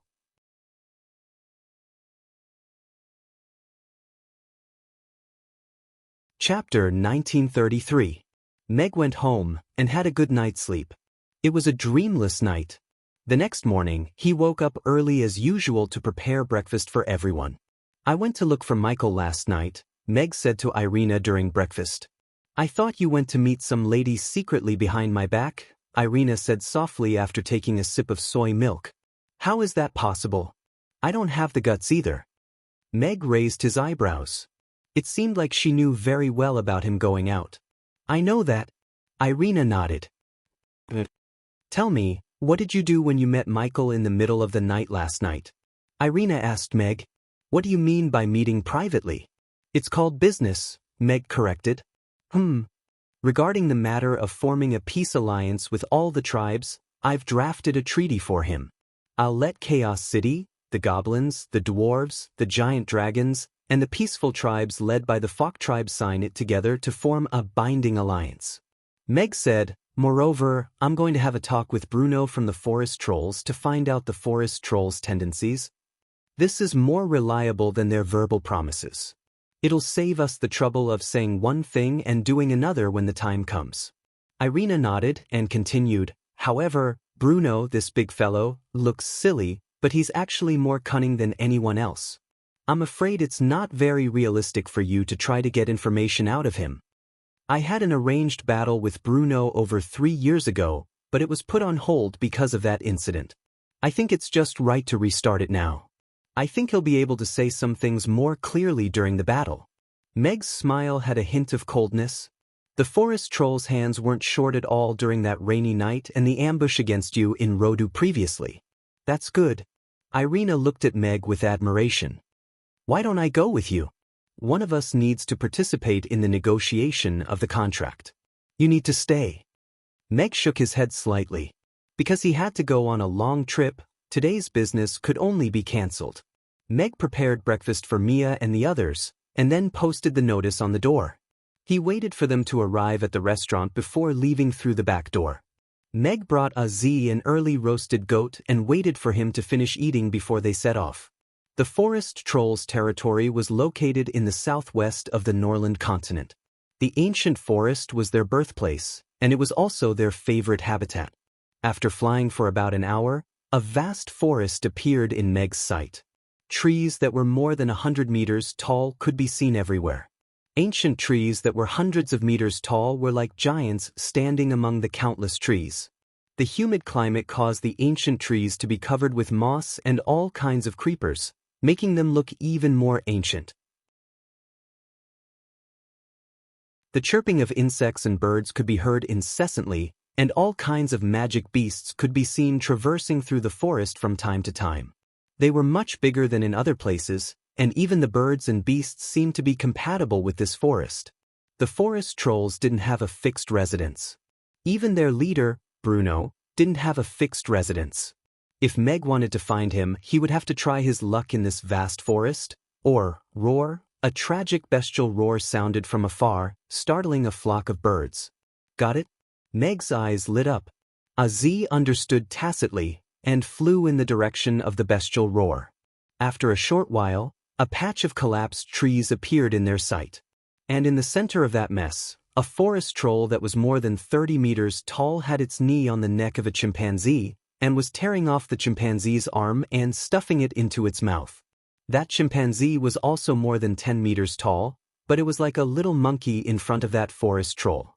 It had no ability to resist at all, and could only struggle helplessly as it was eaten. Meg didn't feel much pity when he saw this scene from high up in the air. That diamond ape wasn't a benevolent creature either, and was an extremely aggressive magical beast. If it had met an ordinary human here today, then the one being toyed with and eaten would only be that human. However, he wasn't in the mood to sit here and watch a forest troll eat. He had Aziz descend a bit, and at the same time released the frightening aura of a level 10 magical beast. The forest troll felt the frightening aura from above and lifted its head to look up with some alarm. The diamond ape that had one of its arms torn off also stopped howling and lay on the ground, trembling.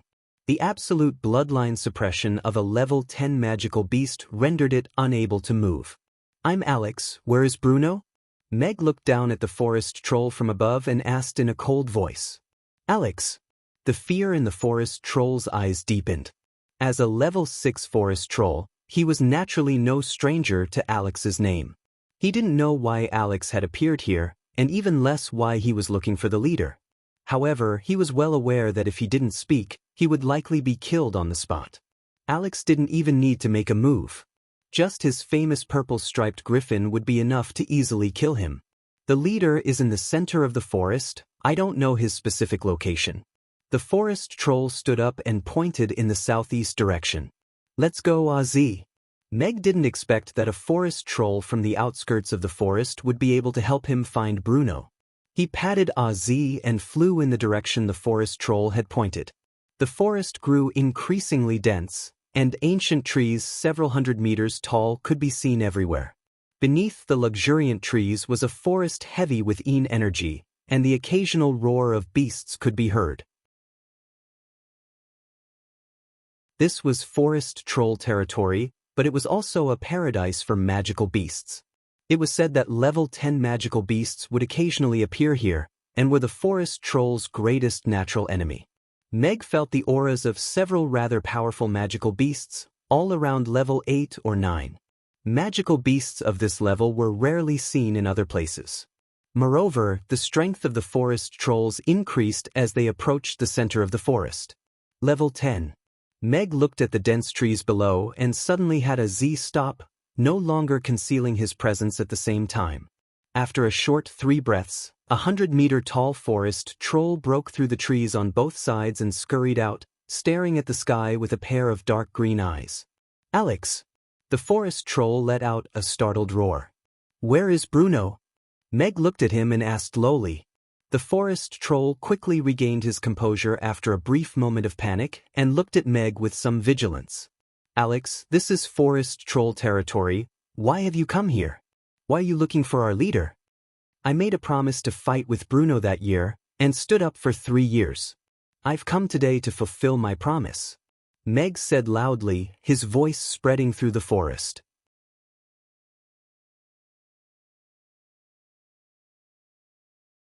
Chapter 1934. Meg's voice was like rolling thunder as it spread far and wide in the forest. The trolls and beasts below were all trembling in fear. They didn't dare to speak as they were suppressed by the terrifying presence in the air. The recent rumors about Alex had spread all over the Norland continent. The trolls below had also heard about how he summoned lightning to battle the demons and killed Weston with his flying sword. Now that they saw his terrifying aura, they didn't dare to underestimate him. However, Bruno hadn't told them what to do if Alex came looking for them.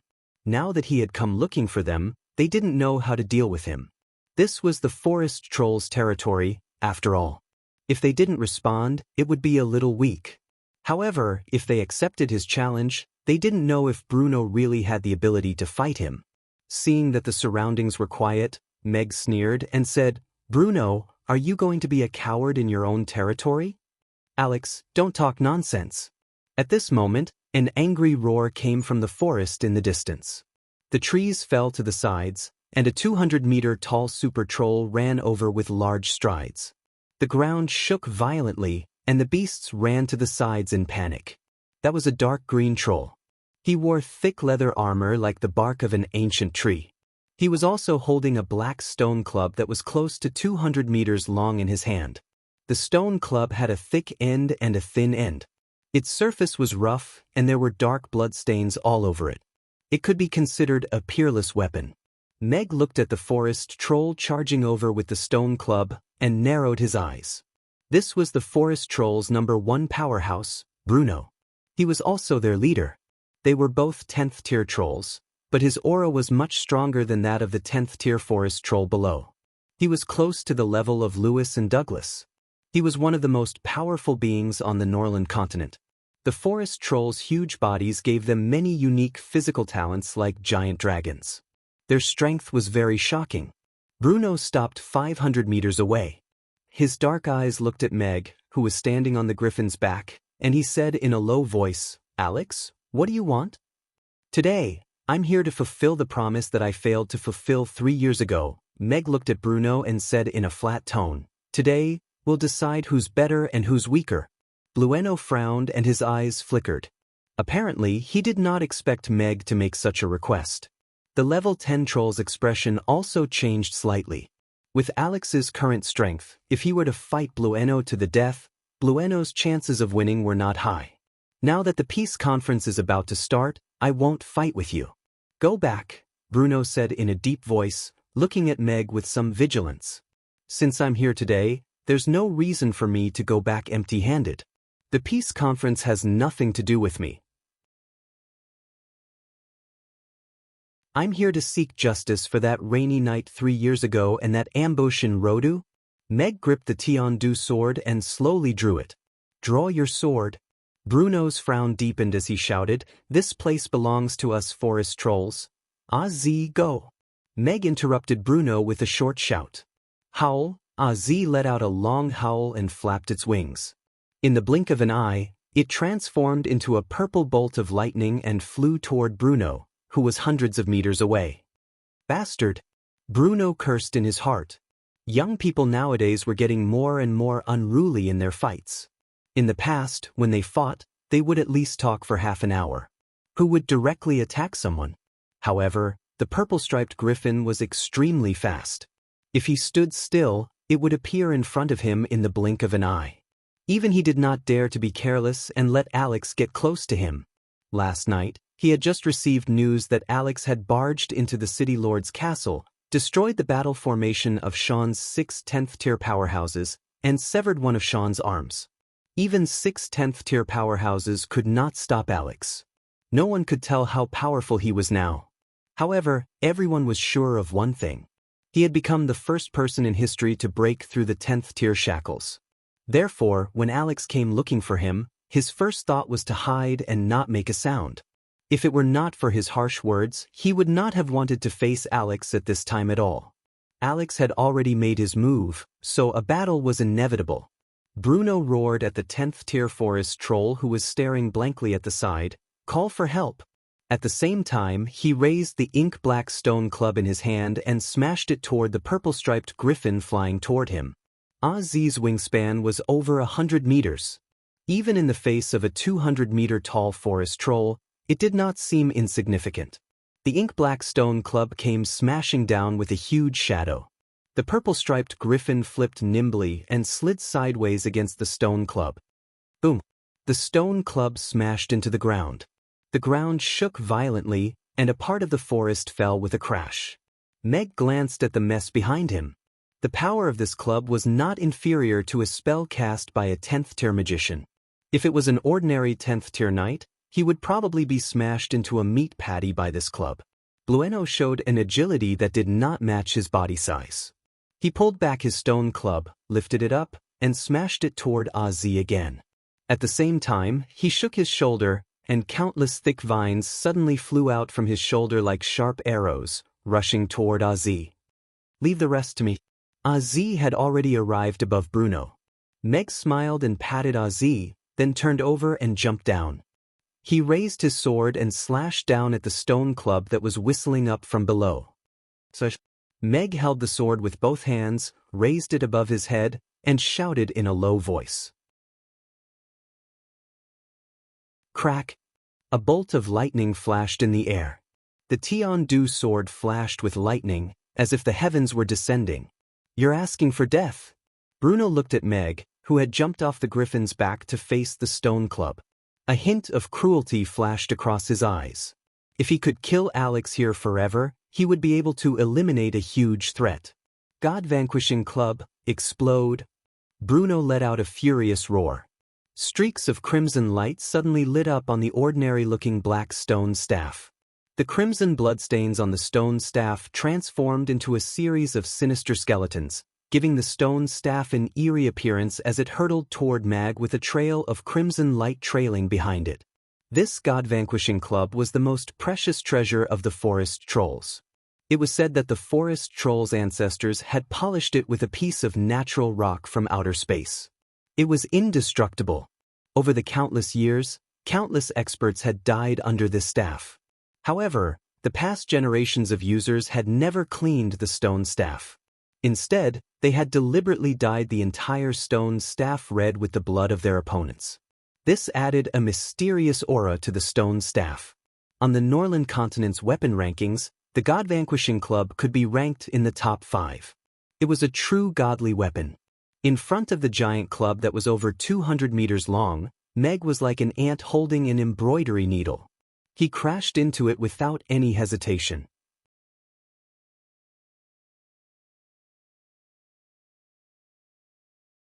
Chapter 1935. He'll be smashed to death, right? The 10th-tier forest demon and the other forest demons who were rushing over all stopped in their tracks and couldn't help but think to themselves. Ziting got rid of the vines and flew into the sky. She also looked down with concern. The 200-meter-long stone club was like a mountain crashing down on him. This feeling became more and more obvious to Meg as the stone club approached. Those flashing red skeletons were probably the lingering spirits of the powerful beings who had died under the stone club. They could bring some pressure and discomfort to the opponent. However, that was all. Meg's eyes didn't show the slightest sign of cowardice or fear. He raised his sword and slashed down at the stone club. The scene seemed to freeze. The club stopped moving. Meg's sword also stopped moving. It was as if a needle was propping up a huge stone slab. This scene looked a little strange and magical. But this silence only lasted for a short 3 seconds. Crack. Accompanied by a crisp sound, a crack appeared where the sword and the club had come into contact. Then, it spread out at an extremely fast speed. Like a spider web, it quickly covered the entire god-vanquishing staff. This? Bruno's eyes widened as he looked at the crack extending from the club. Bang! With a crisp sound, the 200-meter-long god-vanquishing club was completely shattered, falling to the ground as rocks of various sizes. Those dark red skeletons also vanished into thin air. No! Bruno looked at the handful of rocks left in his hand and let out a roar of grief and indignation. The god-vanquishing club is broken. The forest trolls were also shocked when they saw this. This was the most precious treasure of the forest trolls and also Bruno's weapon.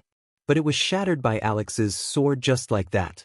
This sword had shattered the god-vanquishing club and shattered the confidence of all the forest trolls. They looked at Alex. This seemingly insignificant man was now as dazzling and terrifying as a god. After destroying the god-vanquishing staff with one strike, Meg's body once again descended towards Bruno. The lightning on his long sword grew stronger, making him look like the god of thunder. Bruno took a few steps back and stabilized himself. He looked at Alex, who was once again coming towards him with a sword in his hand. There was a little more fear in his eyes.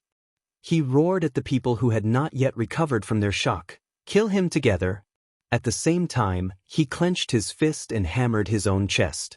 The old bark-like leather armor shook and the sand and moss on its surface faded away, revealing a metallic luster. Bruno reached out and grabbed an ancient tree beside him. He held it with both hands and pulled it up. The ancient tree, which was hundreds of meters tall, was uprooted by him. Then he swung it at Meg. The forest trolls also came to their senses, brandishing their weapons as they strode toward Bruno. Bruno was defeated, and they naturally couldn't watch him die in the hands of Alex. The towering ancient tree slammed toward Meg with great force. This was the hardest ironwood. It was thousands of years old and was harder than real steel. Meg descended from the sky with his long sword in front of him. He crashed into the ancient tree without dodging. The ironwood, which was harder than steel, was easily cut open from the middle like tofu by the Tian-Du sword. Then the sword chi minced it into sawdust. Not good. Bruno looked at Meg, who was rapidly approaching him like a hot knife through butter. His expression changed drastically. Vines rose from his body and the ground toward Meg, but as soon as they got close, they were minced by the sword chi. They didn't have the slightest effect of hindering him. In the blink of an eye, Meg was already in front of him. Bruno couldn't dodge, and a ferocious look appeared on his face. He threw away the remaining half of the wood in his hand and directly punched at Meg. Golden red gang chi wrapped around his fist as if it had been set ablaze. His entire body was enveloped in a faint golden red light. At this moment his racial talent and level 10 strength were stimulated to the extreme. Although his weapon was destroyed, his body was his most powerful weapon at this moment. Meg looked at the fist, and a glimmer of light appeared in his eyes. Clang. When the long sword and the fist collided, a sound similar to that of metal striking stone rang out. Meg held the long sword in his hand as he stood upside down in the air.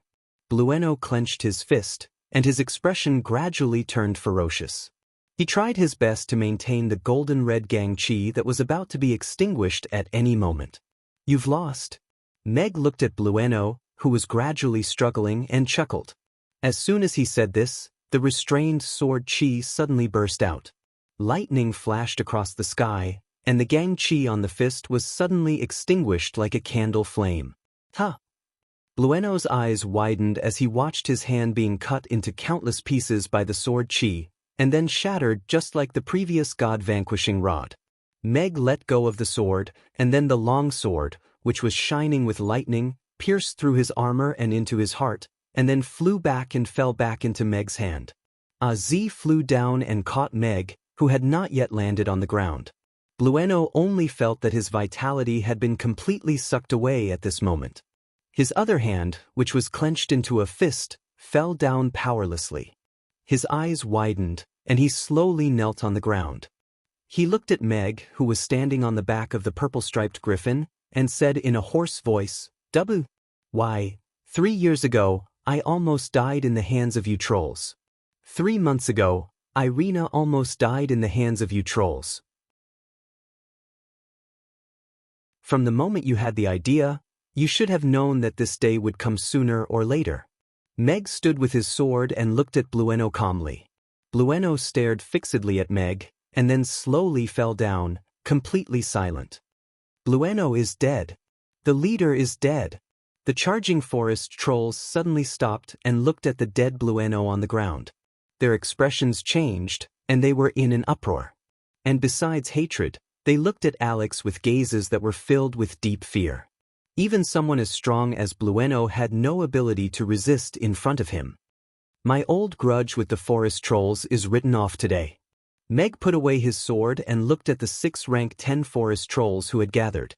His voice was calm but powerful as he said, "But no matter which one of you becomes the new leader of the forest trolls, I hope that you will sign your name on the peace agreement in 2 days. I love peace." "You are threatening us trolls," a rank 10 troll said in grief and indignation. "Yes, this is not a discussion, this is a threat." Meg nodded frankly. After killing Blueno, his threat became even more powerful. The forest trolls could not be compared to the Roth Empire, after all. If he couldn't even suppress this, then he would really be wasting his power as a demigod. The trolls were furious and aggrieved, but looking at Meg and the dead Blueno, they didn't dare to do anything that might anger him. "Let's go, Ozzy." Meg looked deeply at the trolls again, and left on Ozzy.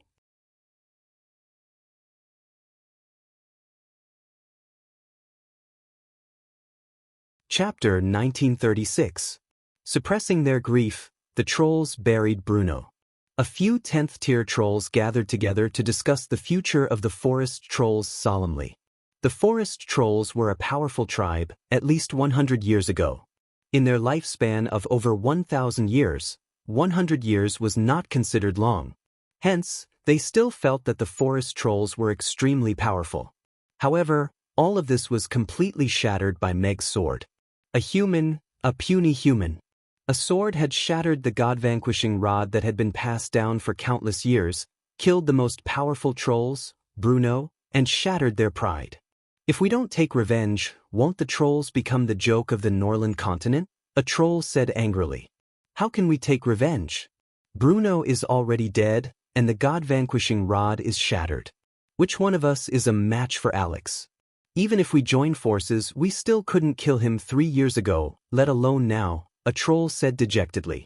All the trolls were dejected upon hearing that. They had already seen how powerful Alex was. He had the power to crush 10th-tier trolls, and they couldn't even think of resisting. "Then what should we do now?" According to what he said, we have to agree to renew the peace treaty during the peace conference. Otherwise, he will continue to find trouble with us trolls? Bruno used to have a close relationship with the Roth Empire. Now that he's dead, the Roth Empire and Alex are on bad terms. It's just that neither of them can do anything to the other, so we have become their punching bags. Andre is hiding in the Rodu Royal Palace without any worries. However, if we don't do as Alex says, who will be the next to die? Meg flew 1 round around the forest before returning to Chaos City. He had already achieved his goal of killing Bruno. The horn of revenge had been sounded. Since his power had already recovered and improved, there was no reason for him to let those enemies continue to jump around. Bruno had a close relationship with Josh. He was one of the main plotters of that ambush back then. He was also the mastermind who wanted to kill Irina in Rodu a few months ago, triggering the conflict between the Roth Empire and the elves. Under Bruno's leadership, the forest trolls were more inclined towards war. Now that he was dead, coupled with Meg's warning, these big guys would probably make a wise choice. The news of Bruno being killed in the duel with Alex spread like wildfire across the Norland continent, and was delivered to the decision-makers. Alex, the forest troll representative who had come to participate in the peace talks, let out an angry roar from the conference table. He crushed the letter in his hand. The various representatives also received the news and had different expressions. No one would have thought that Alex, who had just cut off Sean's arm last night, would travel thousands of miles to kill Bruno today. Sean, who had lost an arm, had a gloomy look on his face. The forest trolls were the Roth Empire's ally, and Bruno had already promised to stand by the Roth Empire's side during the peace conference. After the war started, he would join forces with the Roth Empire to conquer the Norland continent. But just as the peace conference was about to begin, Bruno suddenly died in the hands of Alex. The forest troll representative was furious, but he restrained himself. Obviously, the news he had received already included the forest troll's decision. Alex cut off my arm last night, and today he killed the forest troll leader, Bruno, for no reason. How is he different from the devil? Sean stood up and said to the various representatives present, "We shouldn't be sitting here today talking about how to exterminate the devil. Instead, we should be thinking about how to subdue Alex, who has lost control, so that we can protect our own lives." Sean is right. Ever since Alex appeared again, he has been acting strangely and killing people like flies. Just the number of 10th-tier powerhouses from various races who have died in his hands is already more than double digits. Every race should work together to kill such a vicious person. The elven representative, Elliot, said with a serious expression. We, the horror demons, also feel that Alex should be punished. His actions are very different from before. I'm afraid he has already been controlled by the devil. We should get rid of him as soon as possible. The horror demons representative said. The atmosphere became a little strange. Many people looked at Irina, who was sitting at the side. Irina smiled disdainfully and was about to say something. Sean, you should know very well why your arm was cut off. Alex's actions were already very restrained. If anyone dares to lay a hand on my daughter, I will definitely take his life, and not just his arm. Michael looked at Sean coldly and said, of course, he can't lay a hand on the residents of Chaos City either. Sean felt as if he was being stared at by a ferocious beast, and instinctively averted his gaze. As for Bruno's death, according to the report I received, they were engaged in a duel that was agreed upon 3 years ago. It was a duel to determine who was stronger, and also to determine who would die. Michael looked at the forest troll's representative. As for the personal feud between them, I'm sure you know very well whether it can be brought out in public. That forest troll's representative clenched his fists when he heard that, but he still avoided Michael's gaze.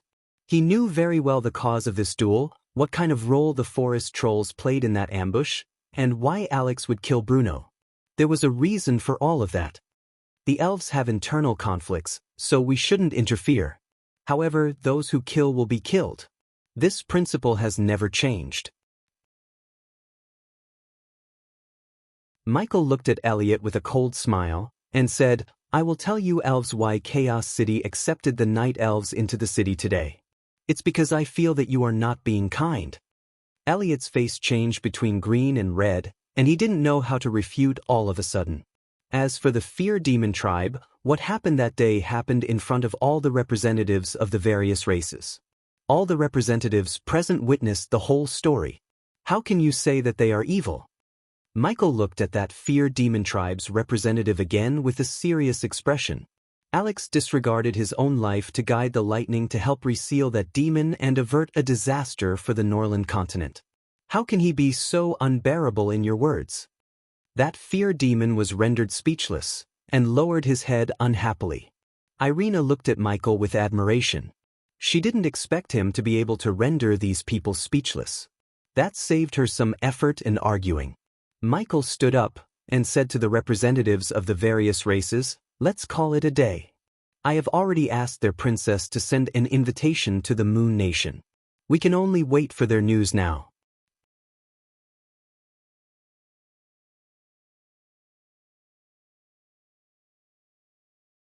Chapter 1937. Bastard. Chaos City is already in cahoots with Alex. Now, even the forest trolls have succumbed to Alex's threat. Is the unification of the Roth Empire going to be ruined by him alone? Sean, who had returned to his room, smashed the vase on the table in anger. Your Highness, How about we escort you back to Rodu first? Chaos City is filled with demons and demons. You're still injured, so it would be good for you to go back and recuperate for a while, a 10th tier knight said to Sean with a concerned look in his eyes. Yes, Your Highness. I think Michael is going to do you harm. If we don't leave now, we might cause trouble, another knight chimed in. If we leave now, wouldn't we become deserters? Sean shook his head. Even though Alex had broken his arm yesterday, he had never thought of leaving Chaos City in advance. It didn't matter if he lost his arm, but if he lost his place in Andre's heart, then he would really be gone in this life.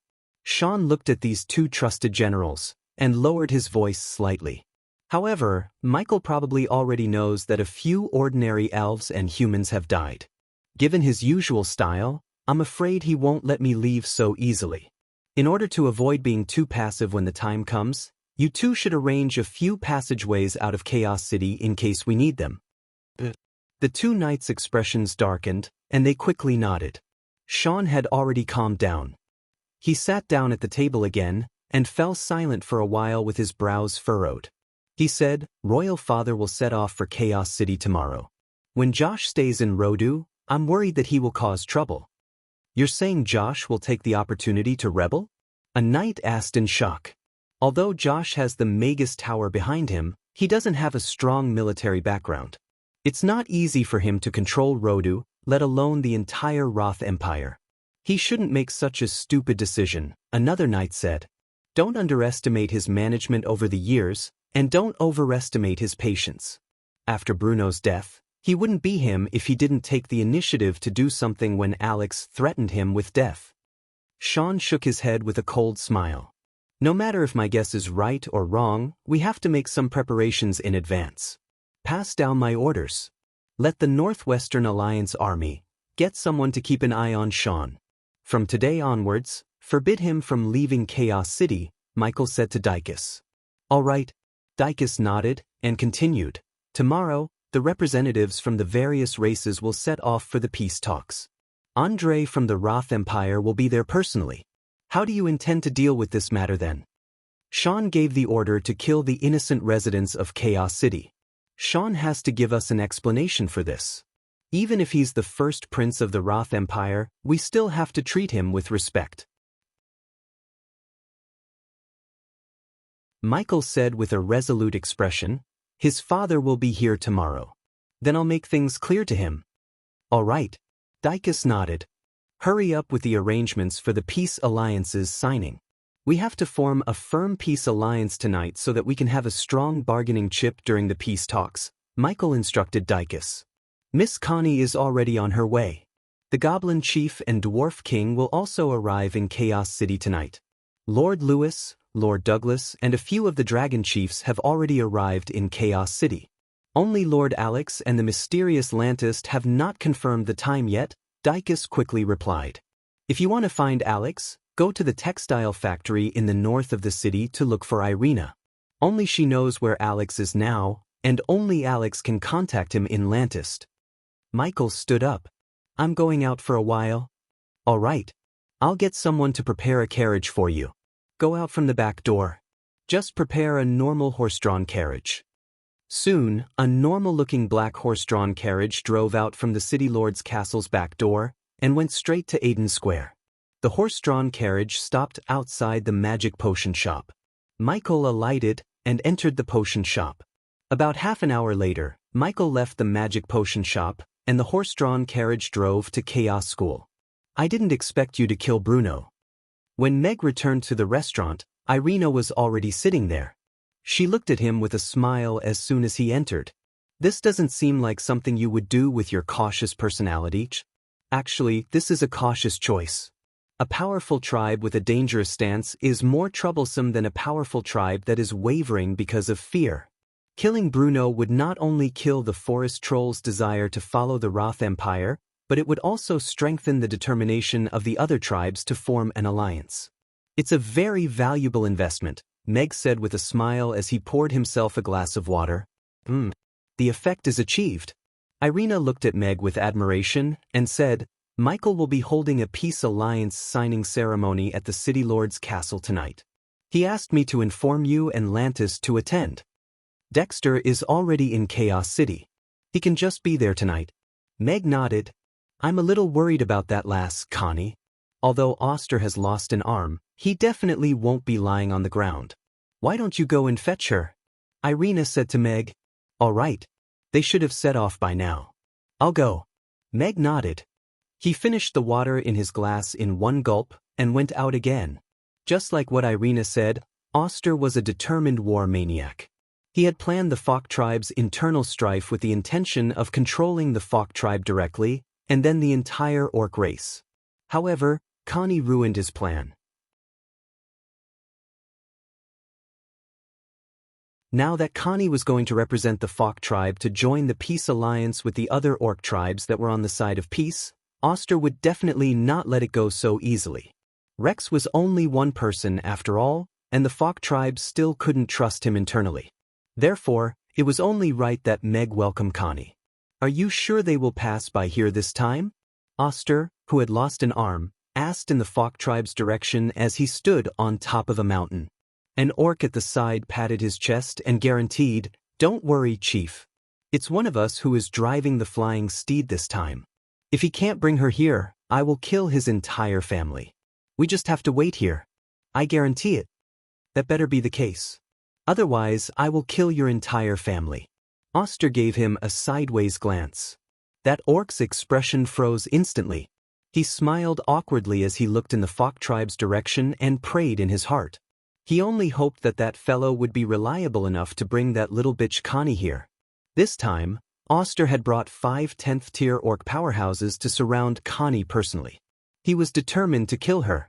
They would hand over the control of the orcs officially on the eve of the peace conference. Get up. I'll ride the big white bird. I've flown over Chaos City before, so I'm very experienced. I know the way. On the other side, Connie kicked the orc away and took over the reins confidently.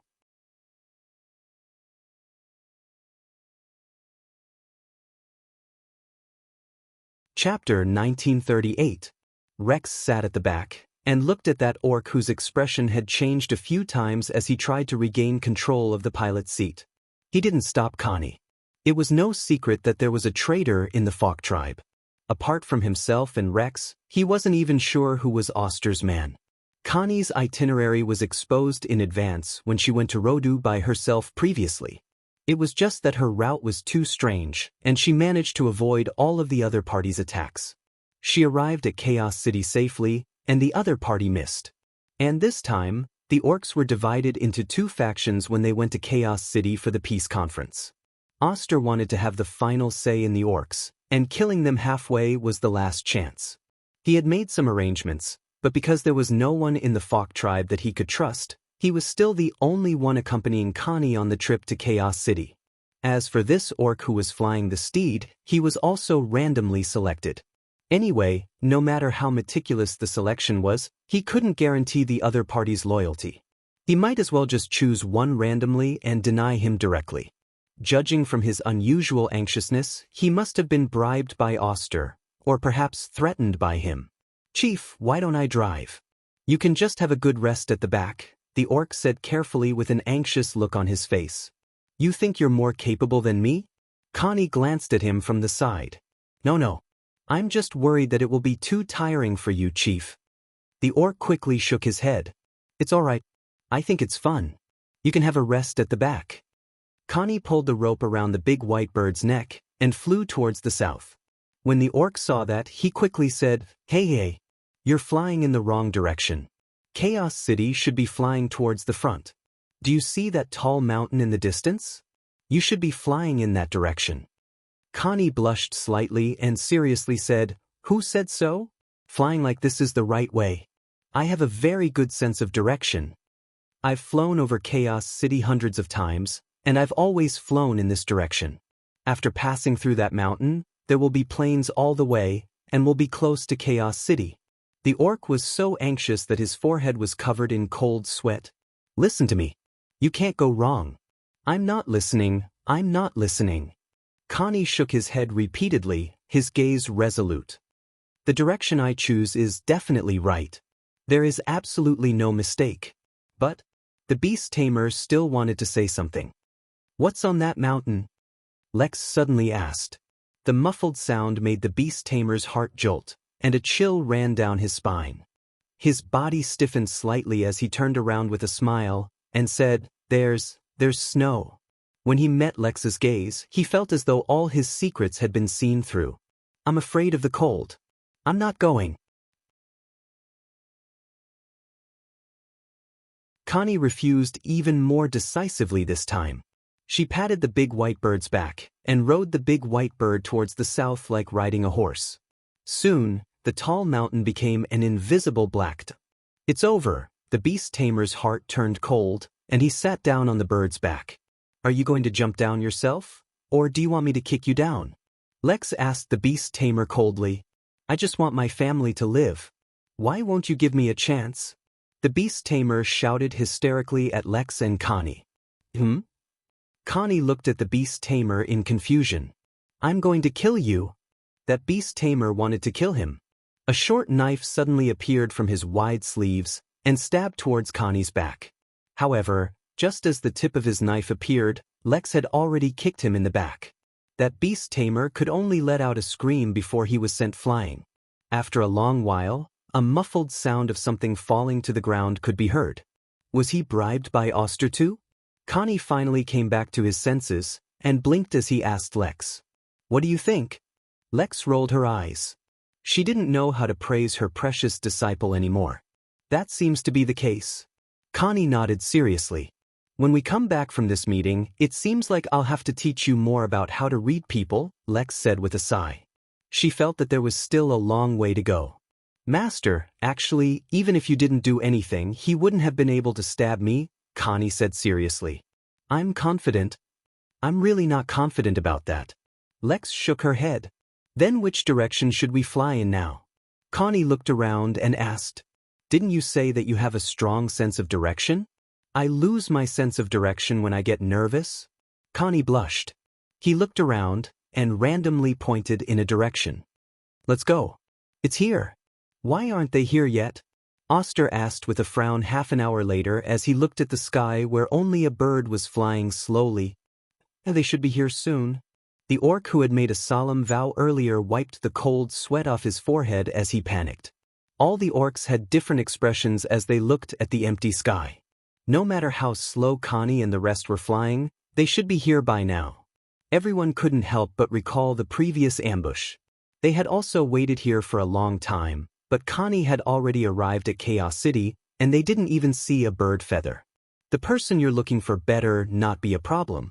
Oster looked at him with a deep gaze. His whole family is in my hands. There definitely won't be a problem. The orc wiped the cold sweat off his forehead and nodded. They waited for another half an hour. They didn't see Connie, but a purple-striped griffin came from behind them. Alex. Everyone looked at the majestic purple-striped griffin and the person on its back, and they couldn't help but exclaim. Meg frowned as he looked at the mountain peak below. Oster was the leader of the orcs, and there were 6 10th-tier powerhouses and dozens of 8th-tier and 9th-tier orcs. They had obviously emptied the resources of the warring orcs to form such an ambush. However, judging from their condition, they shouldn't have encountered Connie and the rest yet. While he heaved a sigh of relief, he was also a little puzzled. This place wasn't far from the Fawk tribe, and it was the only way to get to Chaos City. Could it be that Connie and the rest hadn't set off yet?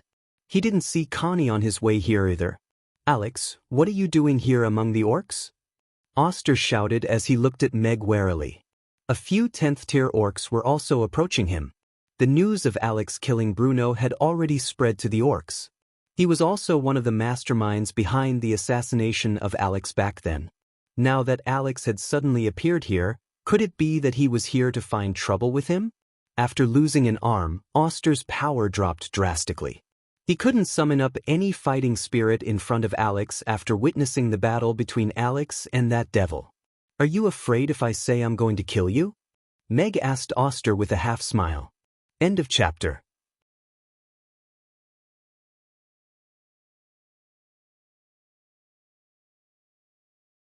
Chapter 1939. Was he scared? Oster was really scared. Alex chopped off one of Sean's hands and even killed Bruno. Now that he was the one who wanted to kill him, there was no room for doubt. Alex, you and I have no feud, and we even fought against the devil together. Why do you want to kill me? Even if your power has increased tremendously, what's the difference between you and the devil? Oster said in a low voice as he took half a step back to let the others stand in front of him. Meg looked at Oster, whose eyes were gleaming, with a smile. He actually didn't want to kill Oster when he went out today. It was just a coincidence that he met him. All these years, Oster dared to challenge the Roth Empire crazily. Other than his lack of brains, he could be considered a formidable person. Alex and Oster were archenemies when he was the commander of the Northwestern Allied Army. Ever since he started to become famous, the orcs had never had an advantage in the Northwestern battlefront. Oster hated him to the core. This was most likely the reason why he would put aside his old grudges and join forces with Josh to set up the ambush on that rainy night back then. Today's ambush was obviously targeted at Connie. They didn't see Connie, but he did. They didn't know if they were lucky or unlucky. The atmosphere was a little tense. All the orcs looked at Meg nervously. Although they had 6 10th-tier orcs and tens of 8th-tier and 9th-tier powerhouses, Meg was alone. But even so, it still made them feel pressured. One had to know that just yesterday, Meg broke through the combined attack of 6 10th-tier powerhouses and chopped off one of Sean's arms. The so-called advantage in numbers was just a joke in the face of absolute power. I'll spare your life today and give you a chance to participate in the peace conference, Meg said coldly to Oster as he looked at him. Oster's throat moved, and he swallowed the harsh words that were about to come out of his mouth. Although Alex's words and tone made him feel like he was being spared, he also felt a tinge of relief in his anger. This is the orcs' territory after all, Oster said with a strong front. Wherever my sword reaches, that is my territory, Meg said calmly. Retreat. Oster turned around and mounted a flying mount at the side, leading the orcs away in a hurry. In terms of acting tough, he had to admit that he had lost. Meg watched the orcs disappear into the sky before he steered Az toward the Fok tribe. It was not that he could not kill Oster. Oster, who had lost an arm, was much weaker than Bruno.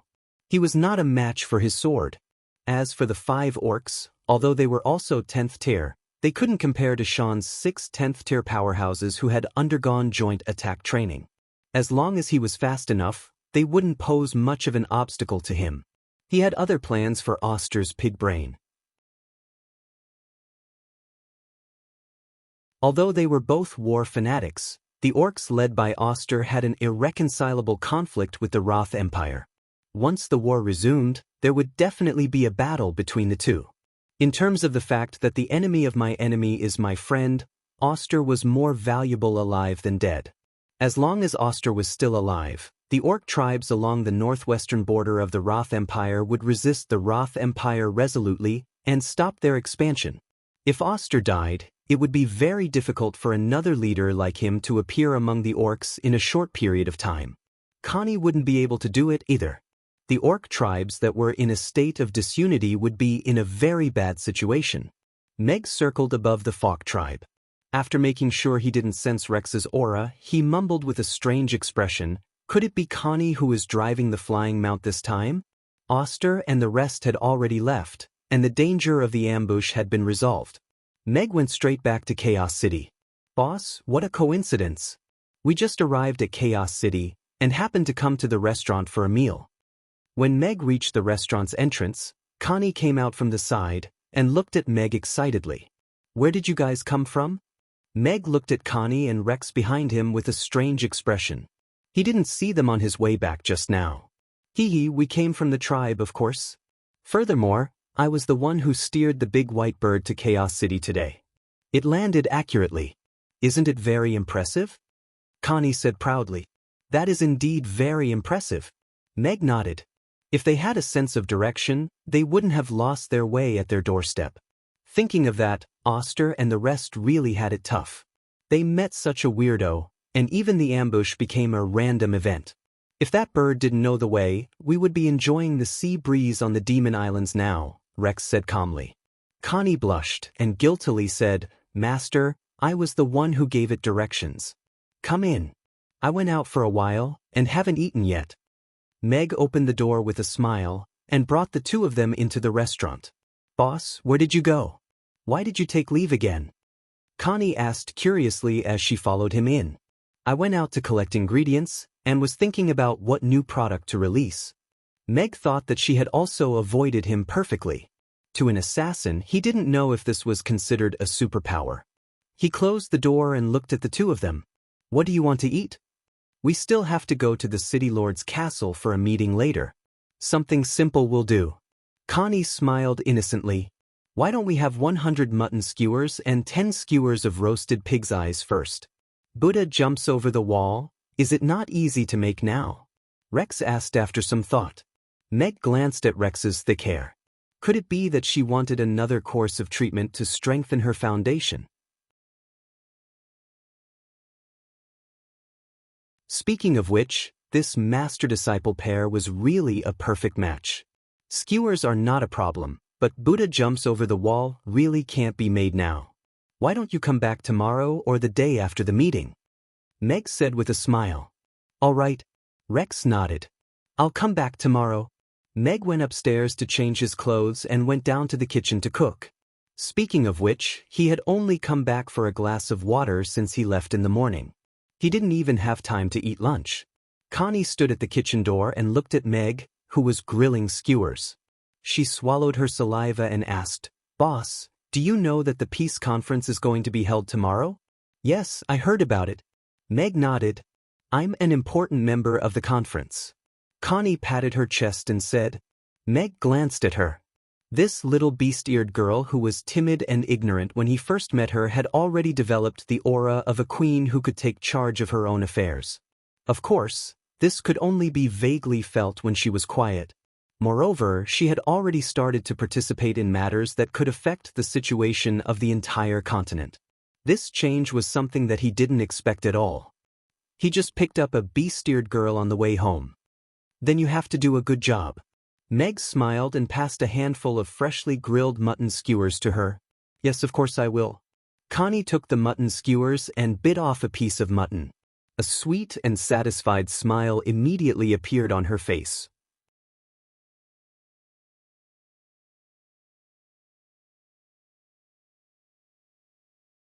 Chapter 1940. After lunch, Connie and Rex went to the city lord's castle.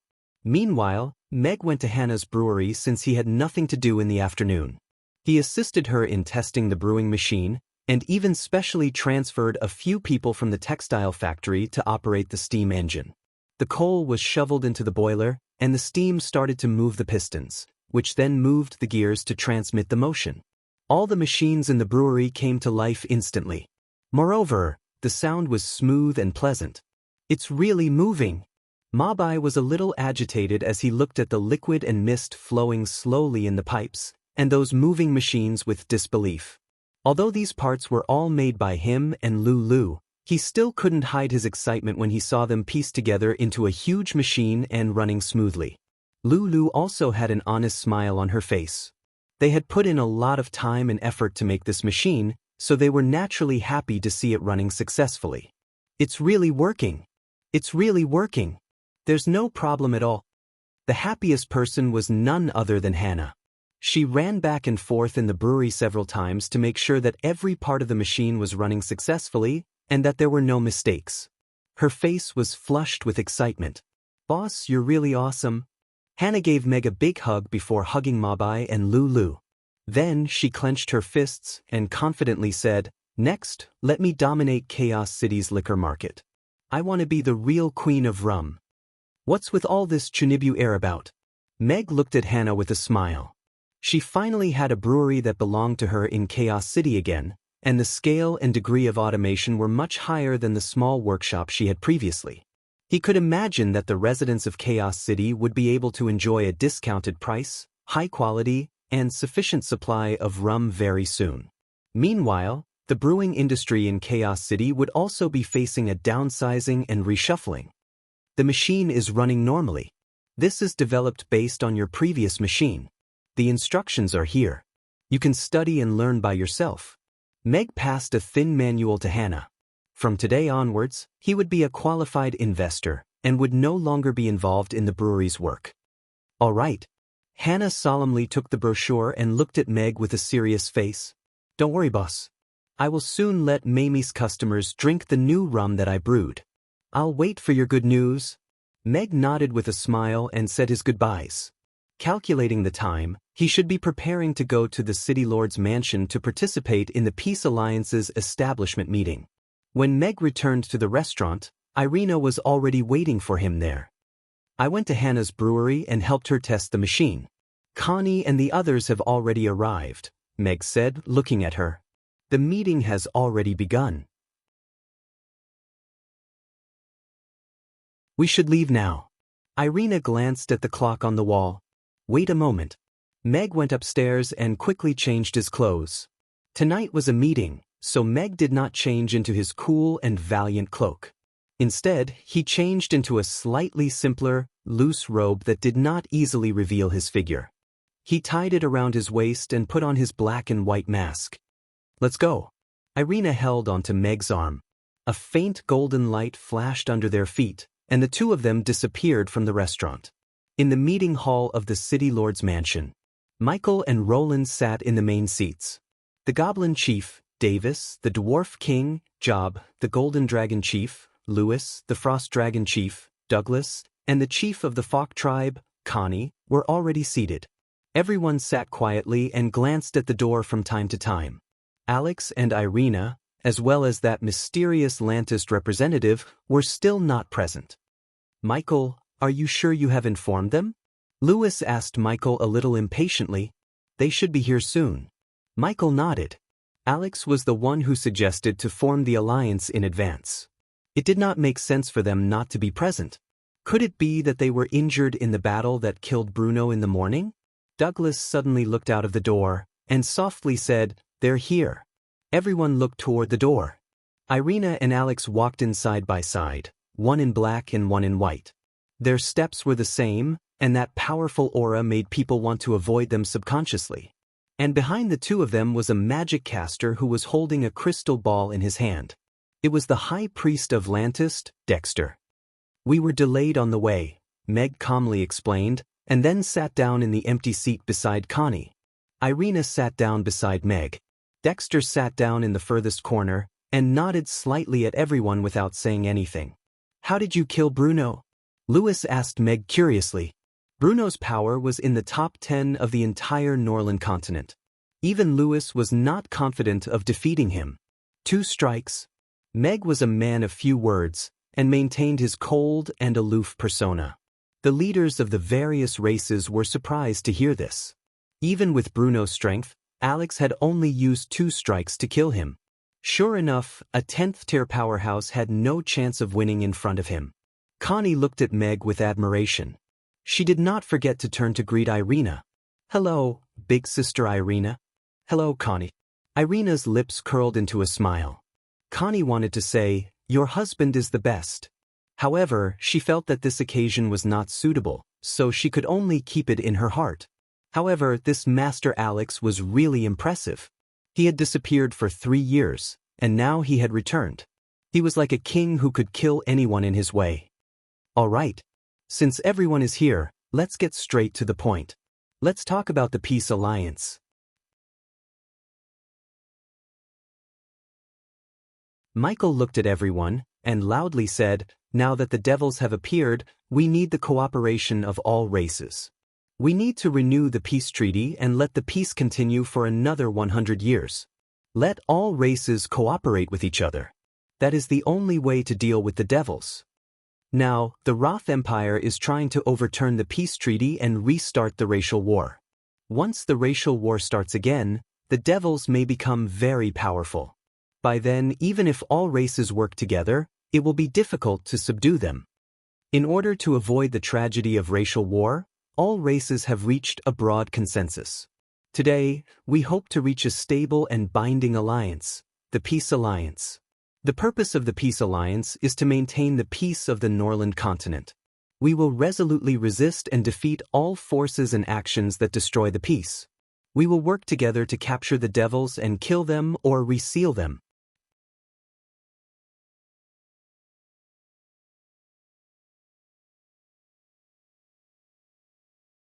Chapter 1941. This negotiation went very smoothly. Those who could sit here tonight were the races that had already confirmed their stand. The goblins and dwarves were the ones with vested interests. The goblins relied on the minerals that were produced endlessly in the underground cavern to make a fortune. They traded with the Norland continent and accumulated a lot of wealth in a short 100 years. The dwarves had become respected craftsmen instead of tool men who relied on the strong races. They had also made great progress by relying on their forging and construction skills. Connie should be considered a lover of peace. The little girl actually didn't have many thoughts. She just inherited her father's philosophy of keeping the orcs away from war. The consideration of the two giants of the giant dragons was more based on the existence of the Great Old One. This was also the only existence that could threaten the giant dragons. After the battle at the Thunderstorm Mountains, the giant dragons had reached a consensus that the devils were extremely dangerous. That was why Lewis and Douglas were allowed to represent them in this peace alliance. As for Chaos City, it was born for peace, so it had a natural mission. Dexter didn't say a word from the beginning to the end. He only made it clear that he would follow Alex's choice when he expressed his stance. This gave Mag a very powerful trump card. Dexter's attitude basically showed Lantist's loyalty to him. Together with Irina, it meant that he already had a force that all the other races had to face seriously. Of course, the fact that this negotiation went so smoothly had something to do with Mag killing Bruno this morning. After the Roth Empire lost the forest trolls as a strong ally, it was hard for them to do anything alone. The possibility of them creating a bloodbath on the Norland continent with the power of a nation was greatly reduced. If all the races successfully formed an alliance, they would be able to go against the Roth Empire. This is the specific treaty of the alliance. It states the travel obligations of the members of the Peace Alliance and the benefits they will enjoy in the alliance. Everyone, please take a look. If you have any questions, feel free to raise them, and we will discuss and amend them on the spot. Michael got Dicus to distribute the Treaty of the Alliance to every representative. Everyone looked at the treaty carefully. It was basically what they had discussed previously. It stated the responsibilities of the members of the Alliance very simply. They had to be responsible for peace, maintain the peace of the Norland continent, and eliminate all factors that would affect peace. I represent the 108 orc tribes to agree to this treaty. Connie looked through the treaty carefully, and after confirming with Lex, he was the first to speak. We, the Goblin tribe, have no objections. We can sign it directly. The great elder of the Goblin tribe put down the treaty and nodded. We, the dwarf race, also agree, the dwarf king said in a loud voice. Lewis and Douglas had a short conversation and quickly reached a consensus. They also expressed their willingness to accept the contract. The contract is pretty good. I have no objections. Meg nodded slightly. He was the one who had drafted the contract. The night elves are fine too, Irina said calmly. Same for me, Dexter said in the common language that was not very standard.